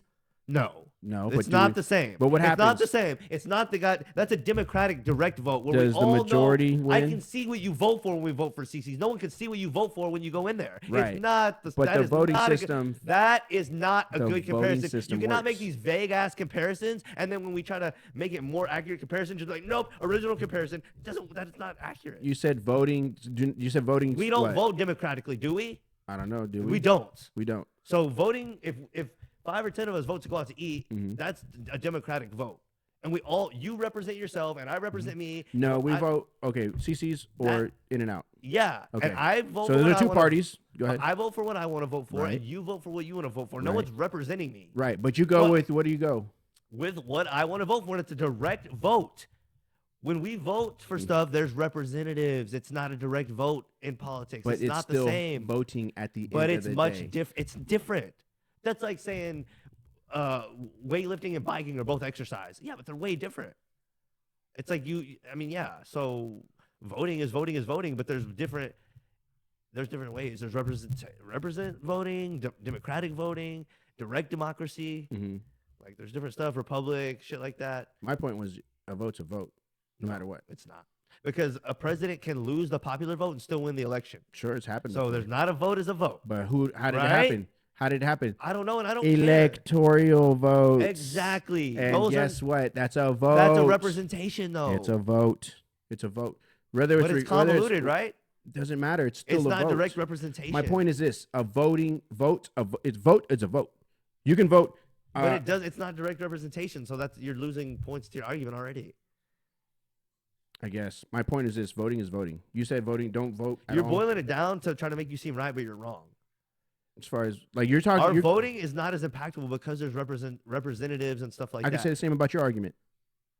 No, because when we go to vote for like where we go to eat, Uh-huh. I can introduce a third idea. Mhm. I don't have to vote. I can just go to eat where I want to go. Mhm. There's all these like things that make it different. Sure. When we vote for the president, they have it rigged where there's only two parties. Mhm. There's so many. We could really dive into that, but I see what you're getting at. I it's see not what you're the fucking saying. same. I see what you're saying. If a third party gets in there, if I present a third option that everyone kind of likes, and it's like say we're between CC's and In and Out, and then we throw in a third place that we all usually go that we also like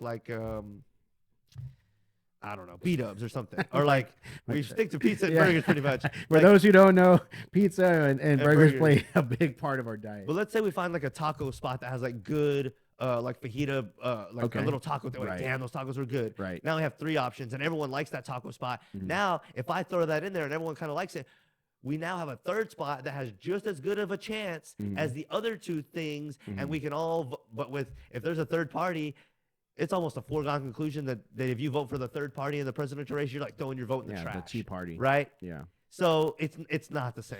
You know, it's hard to even a lot of people, if you really have a good 10-minute conversation with them, Yeah. you can get them to agree with you that the primaries are even rigged to a certain degree, and they pick like, how come Bernie Sanders never gets the election or the nomination? He's old.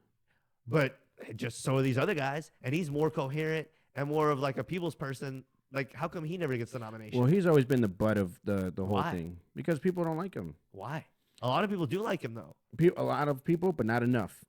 But there's been times where he's threatening the nomination. He just like bows out to support them. It's like part of the plan or something. It's like he could have. Why don't they bow out to support him ever?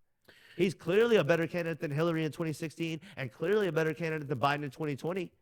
Right? Well, I'm not going to disagree with that. See, it's like. But then you're like pick Bro. your poison though. You know what I mean? Which pick the lesser of the evils, I guess. That's yeah. I don't even know where we started that whole thing, but like, Oh, Patrick Bet-Davids. oh, and the left is more fucked than the right. There's no way you can get around that. Yeah. So we got some more shit. Yeah. You can see it right here with this someone that's arguing the left position and the right position. The guy on the left looks crazy. First of all, I don't care because millions do. So fuck the ones who guys now with the Israeli thing. So when you're out there, people are not stopping you and pissed off at you or your positions you've taken and things you say. It's amazing that even though I realize that millions do not like me or the things I say, first of all, I don't care because millions do. So fuck the ones who don't. There. Fuck the ones who don't. There. But You're not wrong the with that people who don't like you never come up to you. I just thought that was an arrogant thing to say because, like, I guess a lot of people feel that way, and you gotta like have some of that to continue to say what you say. But like, when you're dead wrong and you can't defend your points, it's dangerous. He's like, so what? Because fuck the ones who don't. Yeah. It's like, but you couldn't defend your position on. Right. So that's a dangerous way to think. I'm right and fuck the ones who don't agree with me. But you couldn't substantiate your point. So no. Therefore, But even if he was, it would. then you can say that. But here's the But thing: you can't even if it was, substantiate the people that don't like him still won't like him.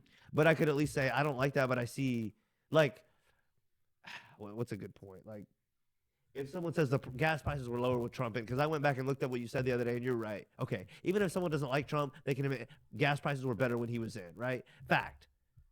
You don't like him, but that was one thing about him that was true. He has nothing. He can't say, well, Gavin Newsom, the green initiative is up this many percentage, so our greenhouse gas emissions were down, and we contributed to the global warming and climate change by 10% less. Okay, your taxes were higher, but at least you did that. Okay, I don't like it, but I see it. Right. He had nothing. He had nothing. Yeah. Well, you know what it was? He was not prepared for a real conversation. That's what it was. He thought this was going to be a laid back. I'm gonna do a little dancing song thing, but that's a business. Really believe something? Yeah. It's frightening when that You know thing who that says you a businessman? believe Donald Trump. is death is okay. You know, martyrdom is a very hard thing to fight. Are you ever surprised at the number of You don't agree with that?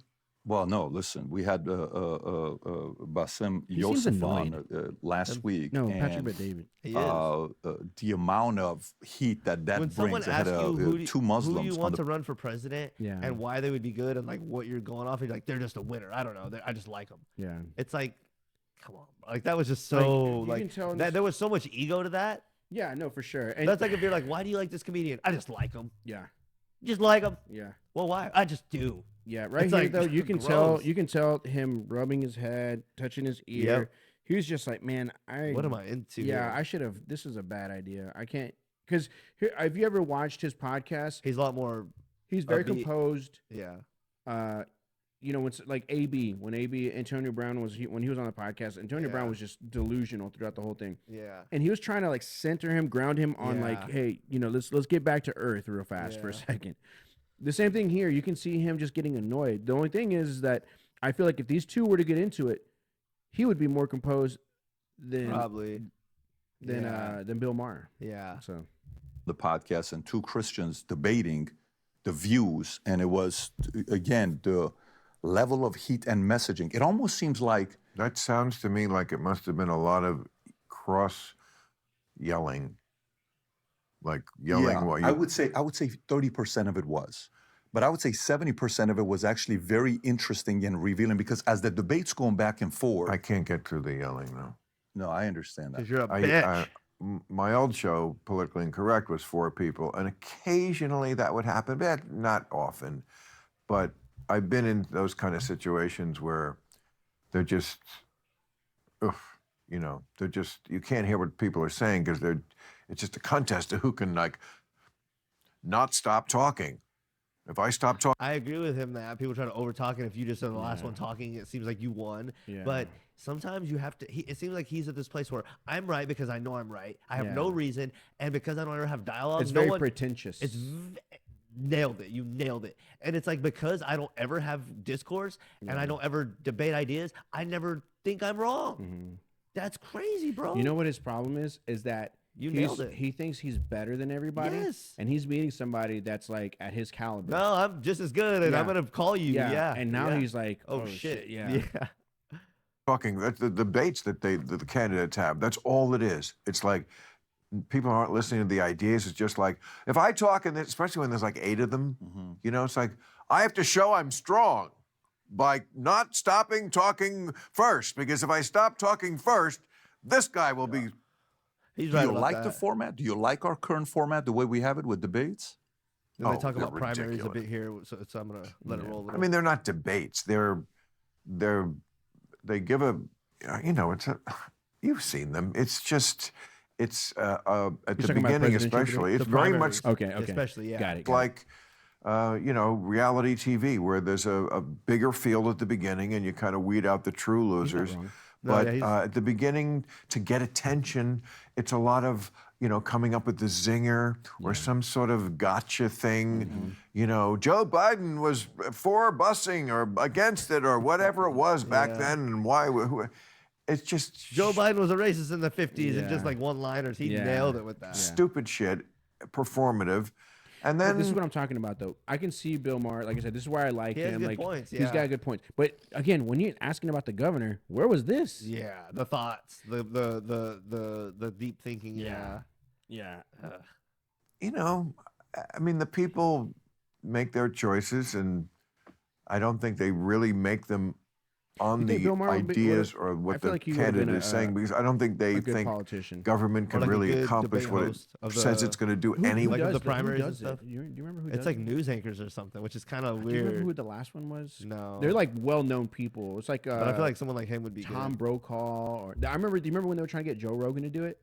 Yeah, they were trying to get him to do it with Donald Trump and Biden.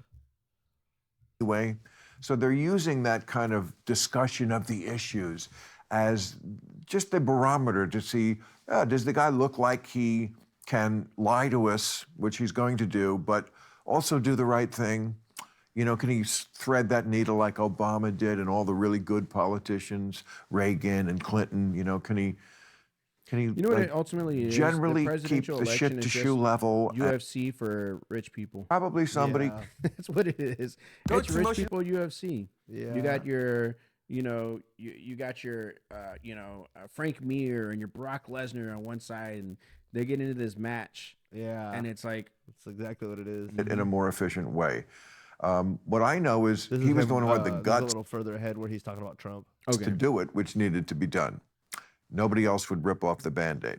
But it just in general, these sort of like Trump was going to do it in May, and he was going to do it in a different way. You know, so let me ask a question a different way with you. Okay, but you know, this rosy picture of Trump that you paint, I like again. I don't know why it has to be so red team, blue team. I'll give you that the worst things that could have happened under Trump did not. You're right. He did not nuke a hurricane as he once proposed or thought about. That alone should be scary enough that he considered it. There are good people around him. I'm glad there's good people around him who will convince him that you can't nuke a hurricane. But that is the kind of stable genius you think was a good president or you want back there. That doesn't keep you up at night. So, like, did he do that? No. Doesn't mean he wouldn't in the future. He's insane in a lot of ways, truly insane. And look at him. When you look off the side. Yes, the economy, not a hard thing to do if you do that kind of Republican, you know, tax slashing of the richest. It does put a lot of money in society. Of course, they get most of it back. But Biden. So he had some valid points there, not too crazy. Let's see. This is where he talks about the Phenomenal conversation, the one that you had. I watched that one. Then he had Jimmy Kimmel on. I love the fact that he came on the podcast. I applaud him that he came on, and he actually sounded reasonable when you guys were talking.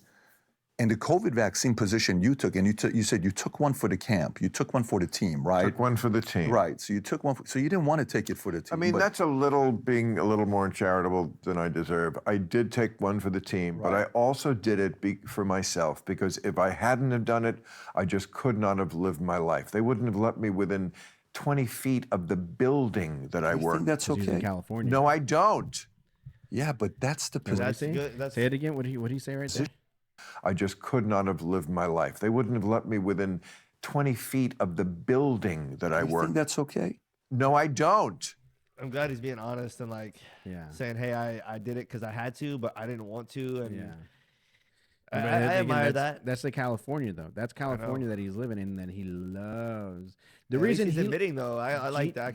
I'll tell you honor this. I that. can tell you right now, the reason that he likes Governor Newsom and the reason that he's in favor of all this is because for him, California is, like I said, number one in the country on the economy side. Texas is right behind it, number two.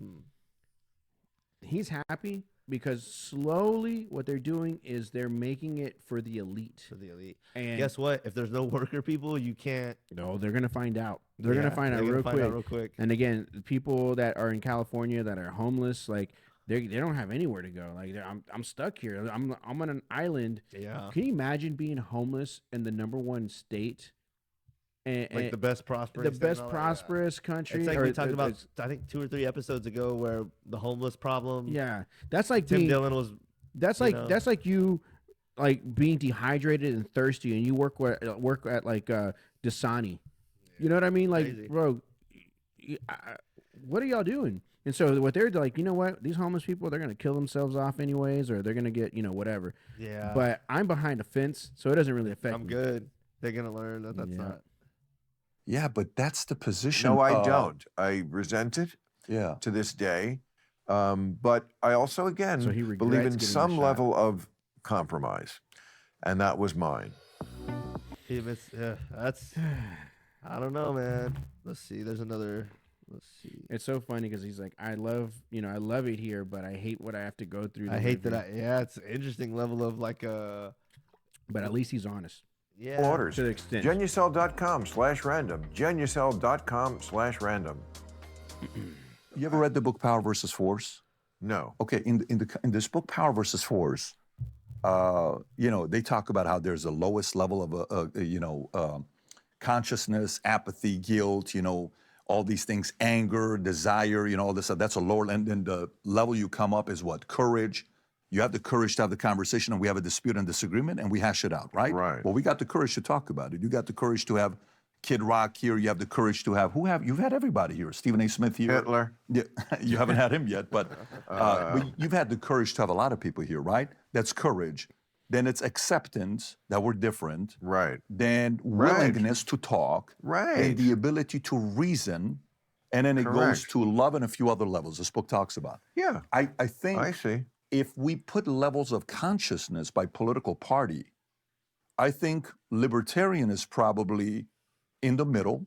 It's kind of like, look, man, do what you want to do. I accept the differences. I'm willing to have it out. But I think the left falls below 200 level of consciousness because it's a lot of force. And we know what's right for you, and you don't. There is no reason on the left. Oh, sweetheart, you are preaching to the converted here. I'm always bitching about this. I do not. You're supporting Biden, though. Of course, because we only get 2 choices. I mean, what is so hard to understand about bad and worse? They forced America to take the vaccine bill. 70% Americans took the vaccine and they didn't want to take it. A lot of them didn't want to take it. Wait a second. When did the vaccine come about? Under Biden? No, under Trump. No, it didn't. It came 2 days after election was over with. 2 days after election was over with, Ooh, Pat David came with the facts, bro. He said that came up under Trump. He's like, no, it didn't. 2 days after Biden. Boy. Are announced. It was not under He Trump. swatted out They intentionally kept the vaccine after the election, so they gave the victory to right. But Biden. Trump was not Trump was like, so here's the thing, too. Like, boy, Pat David, don't fuck around. This is what I was saying earlier. He was not ready for that. Because what he does is he gets regular people celebrities that have the IQ of like a potato, and Or they're just not in that world. Yeah. Bet David is all about like he's like economy and politics and how it's affecting things. Right. And the thing too is like you got to keep in mind, Bill Maher at the end of the day is an entertainer. Yeah. That's all. He's a comedian. Right. It's like a show, comedy, politics. Right. It's almost like Bill Nye. Bill Nye, they would argue he's not a real scientist, but a lot of his almost like Trevor Noah at night or like one of the night shows. Right. He's entertainment, and he's entertainment for the left because a lot of what he agrees, agree. and he said you're speaking to the converted because he was really hardcore left. Right. But I think what his point is like, look, we only have two options.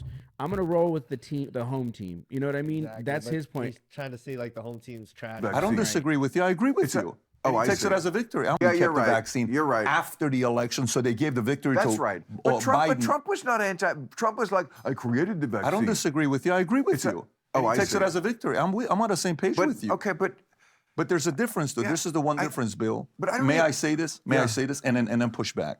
Here's the difference. You know what the difference is? How many times have you heard Trump get on stage and brag about warp speed? We saved 100 million people's lives, Can right? I just ask you a simple yes or no question? Yeah. He didn't even let him finish his comparison. Exactly, yes or no. But who are you voting for? I'm voting for whoever allows me to make decisions more and not somebody that decides what's good for me or not. Bro, we're not in a debate here. No, the That's left I forced asked you to a take yes the or no. vaccine. Wait a second. The state of We- California and the industry you're in force you to take the vaccine. So you don't know who you're voting for?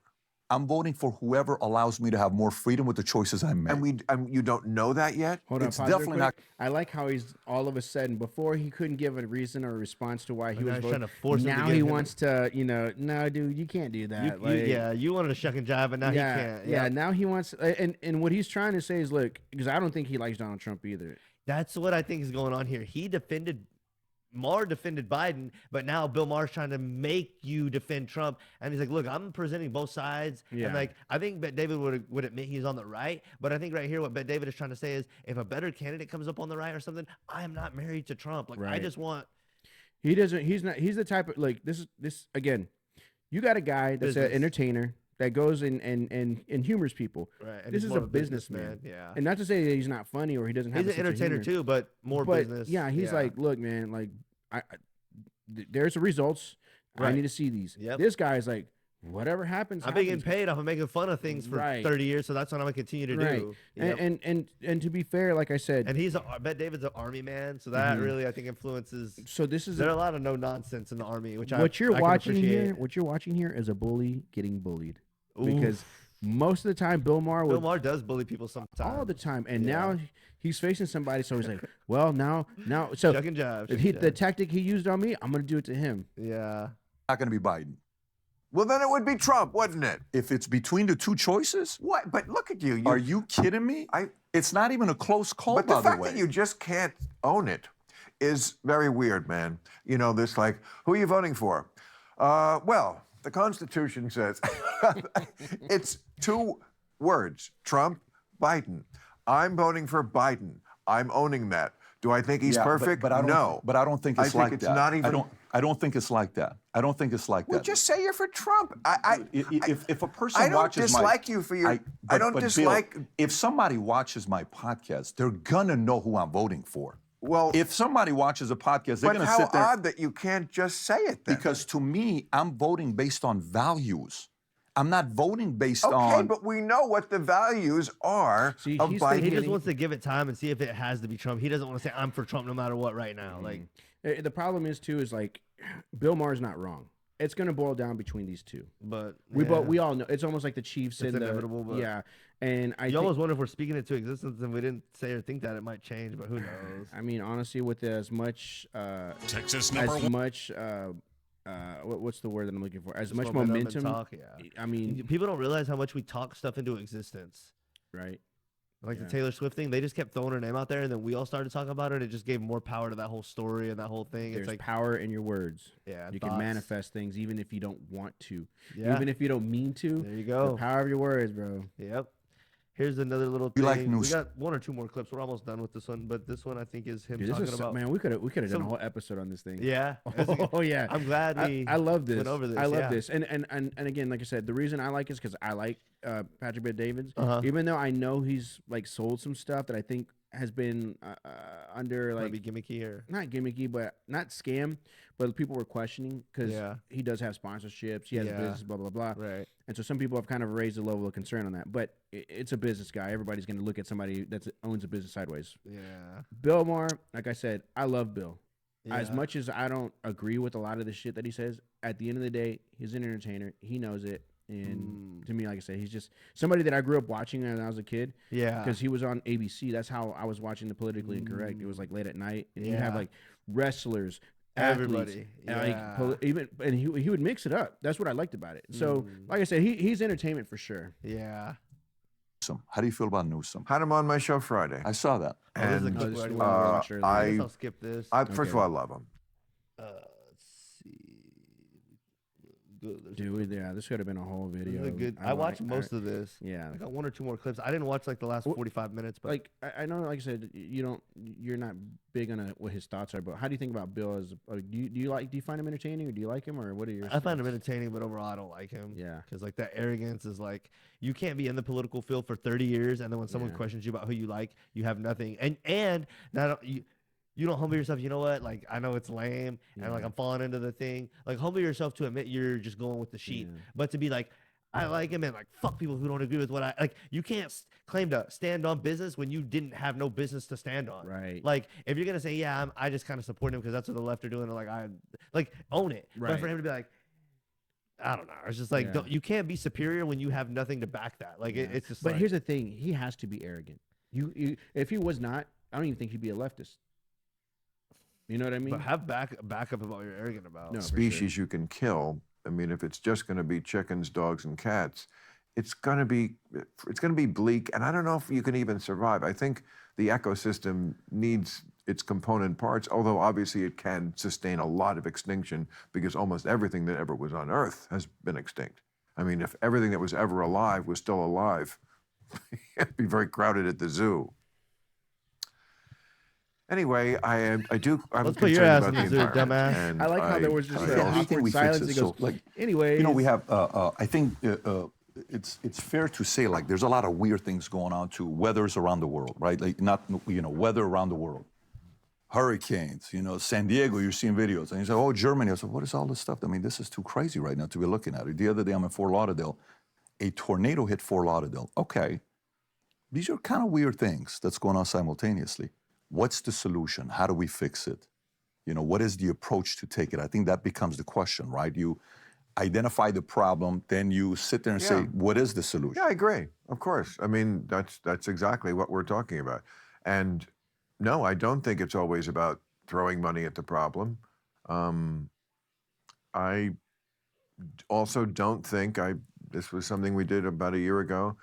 I also don't think that the method that we have basically been using or trying to use for the longest time, which is make people be good or want to be good, plainly is not working. I think the amount he's of right on coal that. we burned 30 years ago was like 38% of the grid, and now like the last year it was 37. Like we shaved 1 point off of it. So I don't know what the answer is. And I'm not encouraging people to be pigs, but apparently they're going to be.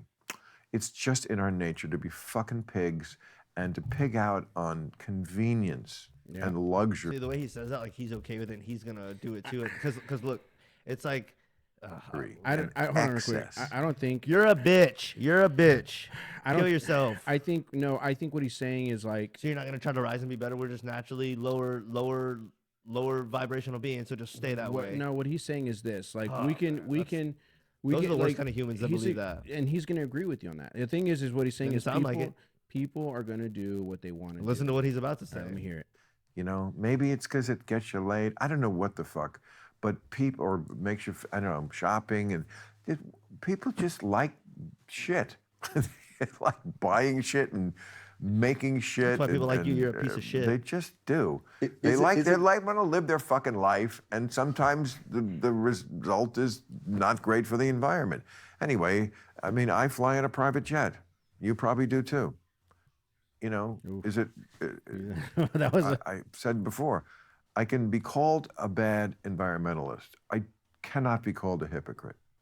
So yeah, you can if you're flying around a private jet, motherfucker. You are a hypocrite. He had me on that argument when he did that to Patrick Ray David. Until he said that. I was like, yeah. Then I was like, you're just delusional. Yeah. You know, global warming and all this is a big problem, but I'm gonna keep flying my jet. You can't tell me I'm wrong because there's people that tell me I'm right. But what I if think you and the that's why people he that did tell that. you? What if the people that no one can tell you you're wrong because there's a bunch of people that think you're right too? What if all the people that think you're right are dumbass, delusional people like you? But here's the thing. Just keep the delusion train going. What he tried to do was this. This is what He he tried wants to- something and he No, failed. He tried to go. He hey, failed. You're just as bad. You're just as guilty as I am to the solution. But I'm still gonna. But keep I'm not a doing it. hypocrite. Yes, you are. Yeah. Dumbass. Yeah. Dumbass. That was pretty. I wish I could slap the that shit was out of that you. was pretty contradicting what he just said. He's a dumbass. He's so drunk with power and being up there and not being criticized for so long and have someone YouTube music is a music. really challenge him like you said that he's become so arrogant. Yeah. I have one more clip I want to play and then we'll be done with this. But this is how most people on the left I feel like really believe. They think like this. It's crazy, bro. we could fit them in. We can't feed them. They all shit.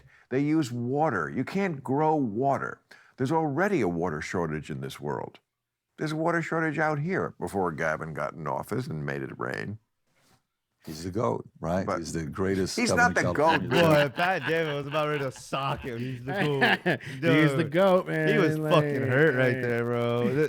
Can you go back? I want to see his reaction. Water shortage in this world. I want to see his reaction. There's a water shortage out here before Gavin got in office and made it rain. He's the GOAT, right? He's the greatest. That was funny. Bill dude. Maher's made it rain. Like he Yeah. really did something, and it was just like, Dude, he's the GOAT. I just said He he's is the GOAT, just greatest of all thinking, time. He's not the GOAT, but he could be the fucking I know you- 47th president. I don't disagree. I fully agree with you. I think if they. But you think that there's a. But again, what has Biden done? What's the worst? Okay, Afghanistan. Tell me which story you want to. No. Because for me, See, look at this politician moved the again. stories, I just said. He wouldn't even Really, let David finish his question. if you're not thinking about running for office, you should. I'm not at all. Well, you should. I wasn't born here. He's pretty much done with this interview at this point. This is your natural skill. You think so? Deflecting. It I think is. Newsom is. I think that's Newsom's ability. He's I thinking, think give me in the ring, motherfucker. I'll show you deflecting. Newsom is phenomenal. I think Newsom just made did it again. a fantastic politician. Okay. He could fully pull it off. That's what. Did you see the story that's that how came I out today about that's what I Michelle said. Newsom as a can win. as a politician for sure? Yes. But then I asked results, and winner, and you got upset. You said, I don't know. That to me, there's a part of it that's results You know, driven. I haven't studied his bio lately. I'm sure there are some things that we did here in California that benefited a lot of people. Can't name any of them right now, though. You know what's funny is like the thing is again, like I said, this is where, he That was could've- pretty much it. But the thing is this: Bill Maher, he has a fantastic way of spinning around out of things. He's almost like someone knows how to fucking hold you accountable. What it is, dude, is like you said, and Patrick Bet-David was like, I'm results driven. I know results because I can look at stats. I can base facts. Give me something. How many times did Bill Maher go, you're right? Like, that's Yeah, true. yeah. And Bill Maher would have lied at it. Not necessarily lied, but he could have what is it? He could have said, Represented or- no, he could have said something incorrectly. He could have said Yeah. something incorrectly, and he would have believed it until Right. somebody corrected him. Right. Or reminded him, no, like that's not the story. But the Yeah. thing is this is like if you're gonna be again, if you're going to, like you said, stand on something, stand on Yeah. business, which whatever, like at least have the facts and know why you think Governor Newsom He is didn't going have to be anything. the best president ever. He didn't have anything. I don't know. That was a very interesting podcast. Very interesting podcast episode. Here's one last little thing. It's not a video, but I was gonna just kind of show this. I don't know. Let me see. I guess I don't know how well y'all can see this at home. Let me see if I can zoom in a little. And what is this in reference to? This is voting for the president over the past since 1824. Let me zoom. Oof, that's a long time ago. damn near 100 years. Actually, what is that? That's 1824. Here we go. It's 1824 That's through 200 years. 2016. We got the at home. I don't know how well y'all can see this, but it's not that hard to find. I think I typed in like voting for president year by year. Here the blue line is total population of the U.S. Okay. And then here we have the yellow. Well, that's not a good one. This black and gray line that seem to be together right there. Yeah. That is voting eligible and voting age population. So I guess if you're voting age but you're not eligible, would be like illegals and like I guess. I don't know. But those lines are like almost together. But I guess what I really want to look at is the red line is total votes cast. The black/gray is like how many people were eligible, more or less. And then the blue line is total population. So blue line is total population. Red is how many people actually cast their vote. And then blue is how many, or the black/gray in between is how many people could have. So people think there's this many people in the U.S., only this many voted. It's like, well, some of them were too young to. I guess most of those people would be under 18 or not citizens, like on a visa or something. Or can't sometimes vote. they're felons, whatever the case may be. So that gap between black and blue is the people that just can't vote. Too old, felons, too young. Or I guess not too old, but too young or felons. Right. Or and then the red is our votes cast. So the difference is really not between blue and red. It's really between gray and black and red. Gotcha. As far as like how many people could have but didn't. Right. But the number of people voting is going up pretty much on a consistent basis every year.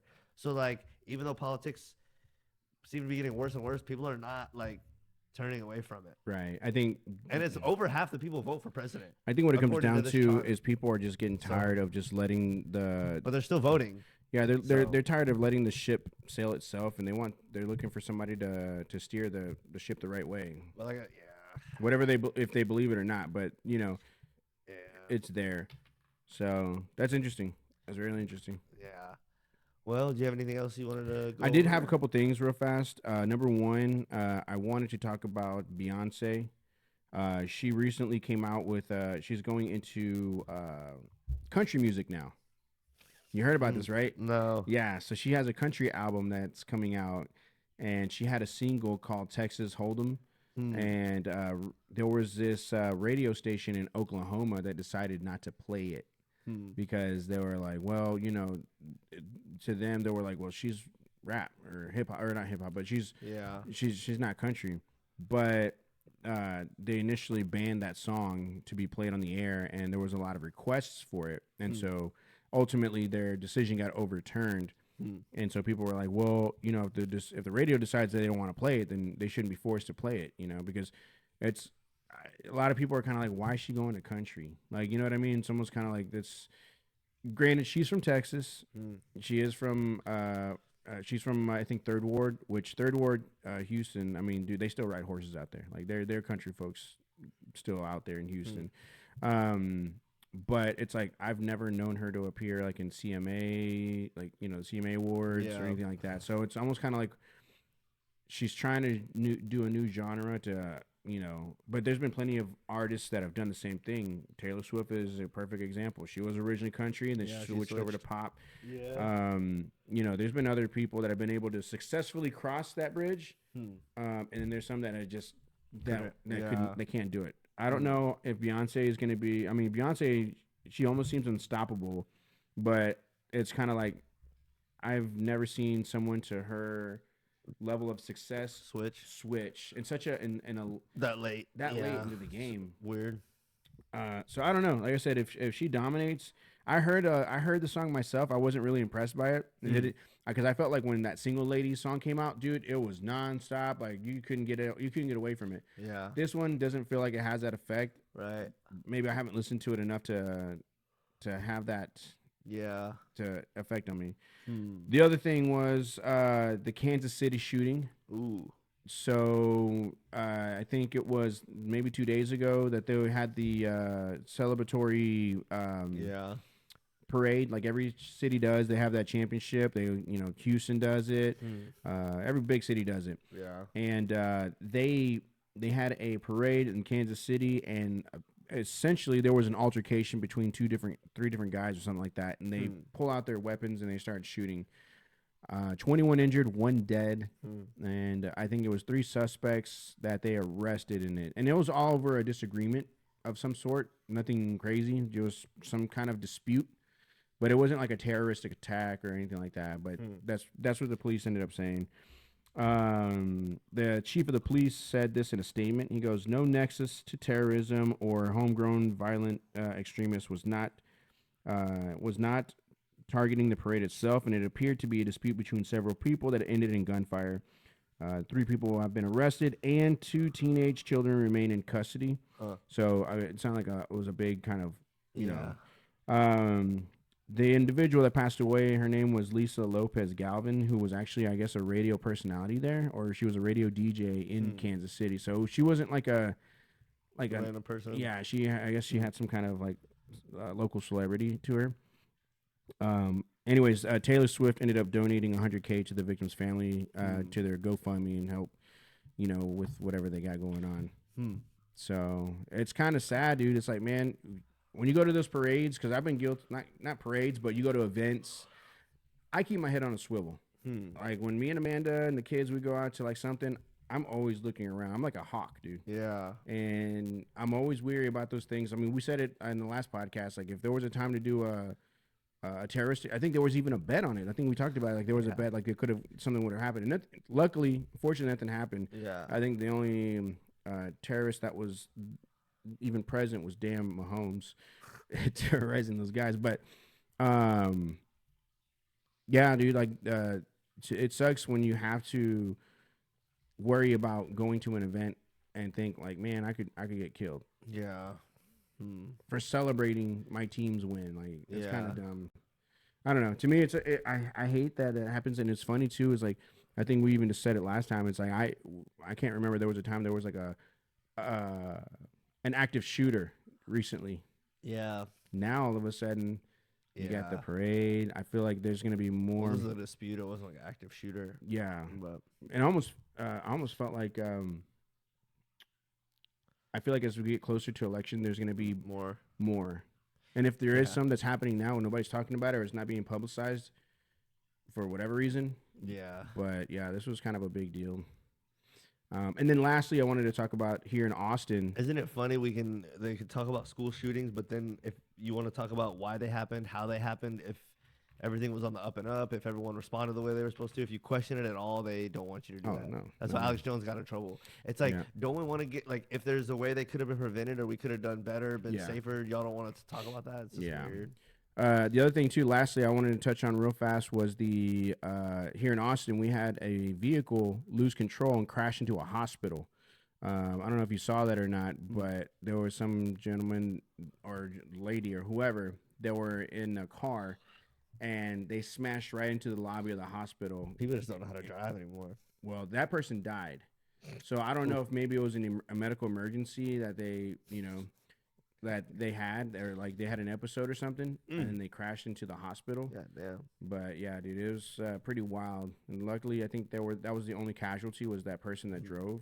And that's crazy. Yeah, I mean, just dude, imagine going to the hospital because you had a sore throat and you get hit by a car. You know what I mean? Like, tough shit, man. Like, I don't know. Anyways, my message to y'all is just watch your back. You never know what's gonna happen. Yeah, that's crazy. So, anyways, shout out Beyonce and everybody there. Beyonce. Oh man, but yeah, man, that's pretty much it for me on my end. I can't wait for next week. I don't know. I mean, from between now and then, who knows what's gonna happen in the Something news. will happen. But we'll definitely be on top of it for the next one. The All-Star games this weekend too. So NBA All-Star, baby, Sunday. I really, when I was a kid, I would watch like the 3-point contest and the dunk contest. But now I feel like, wait, isn't Curry going against that chick? Yeah. Ooh. And I looked at the regular 3-point contest. The regular 3-point contest is just like a bunch of like so people. So I don't know. It's gonna be interesting to see because there's the girl that he's competing against. I mean, she's a shooter too. Yeah. So I don't know, but I always feel like these kinds of events, somebody's on top of their A game and the other person, their nerves break down. Yeah. It happens in every championship game.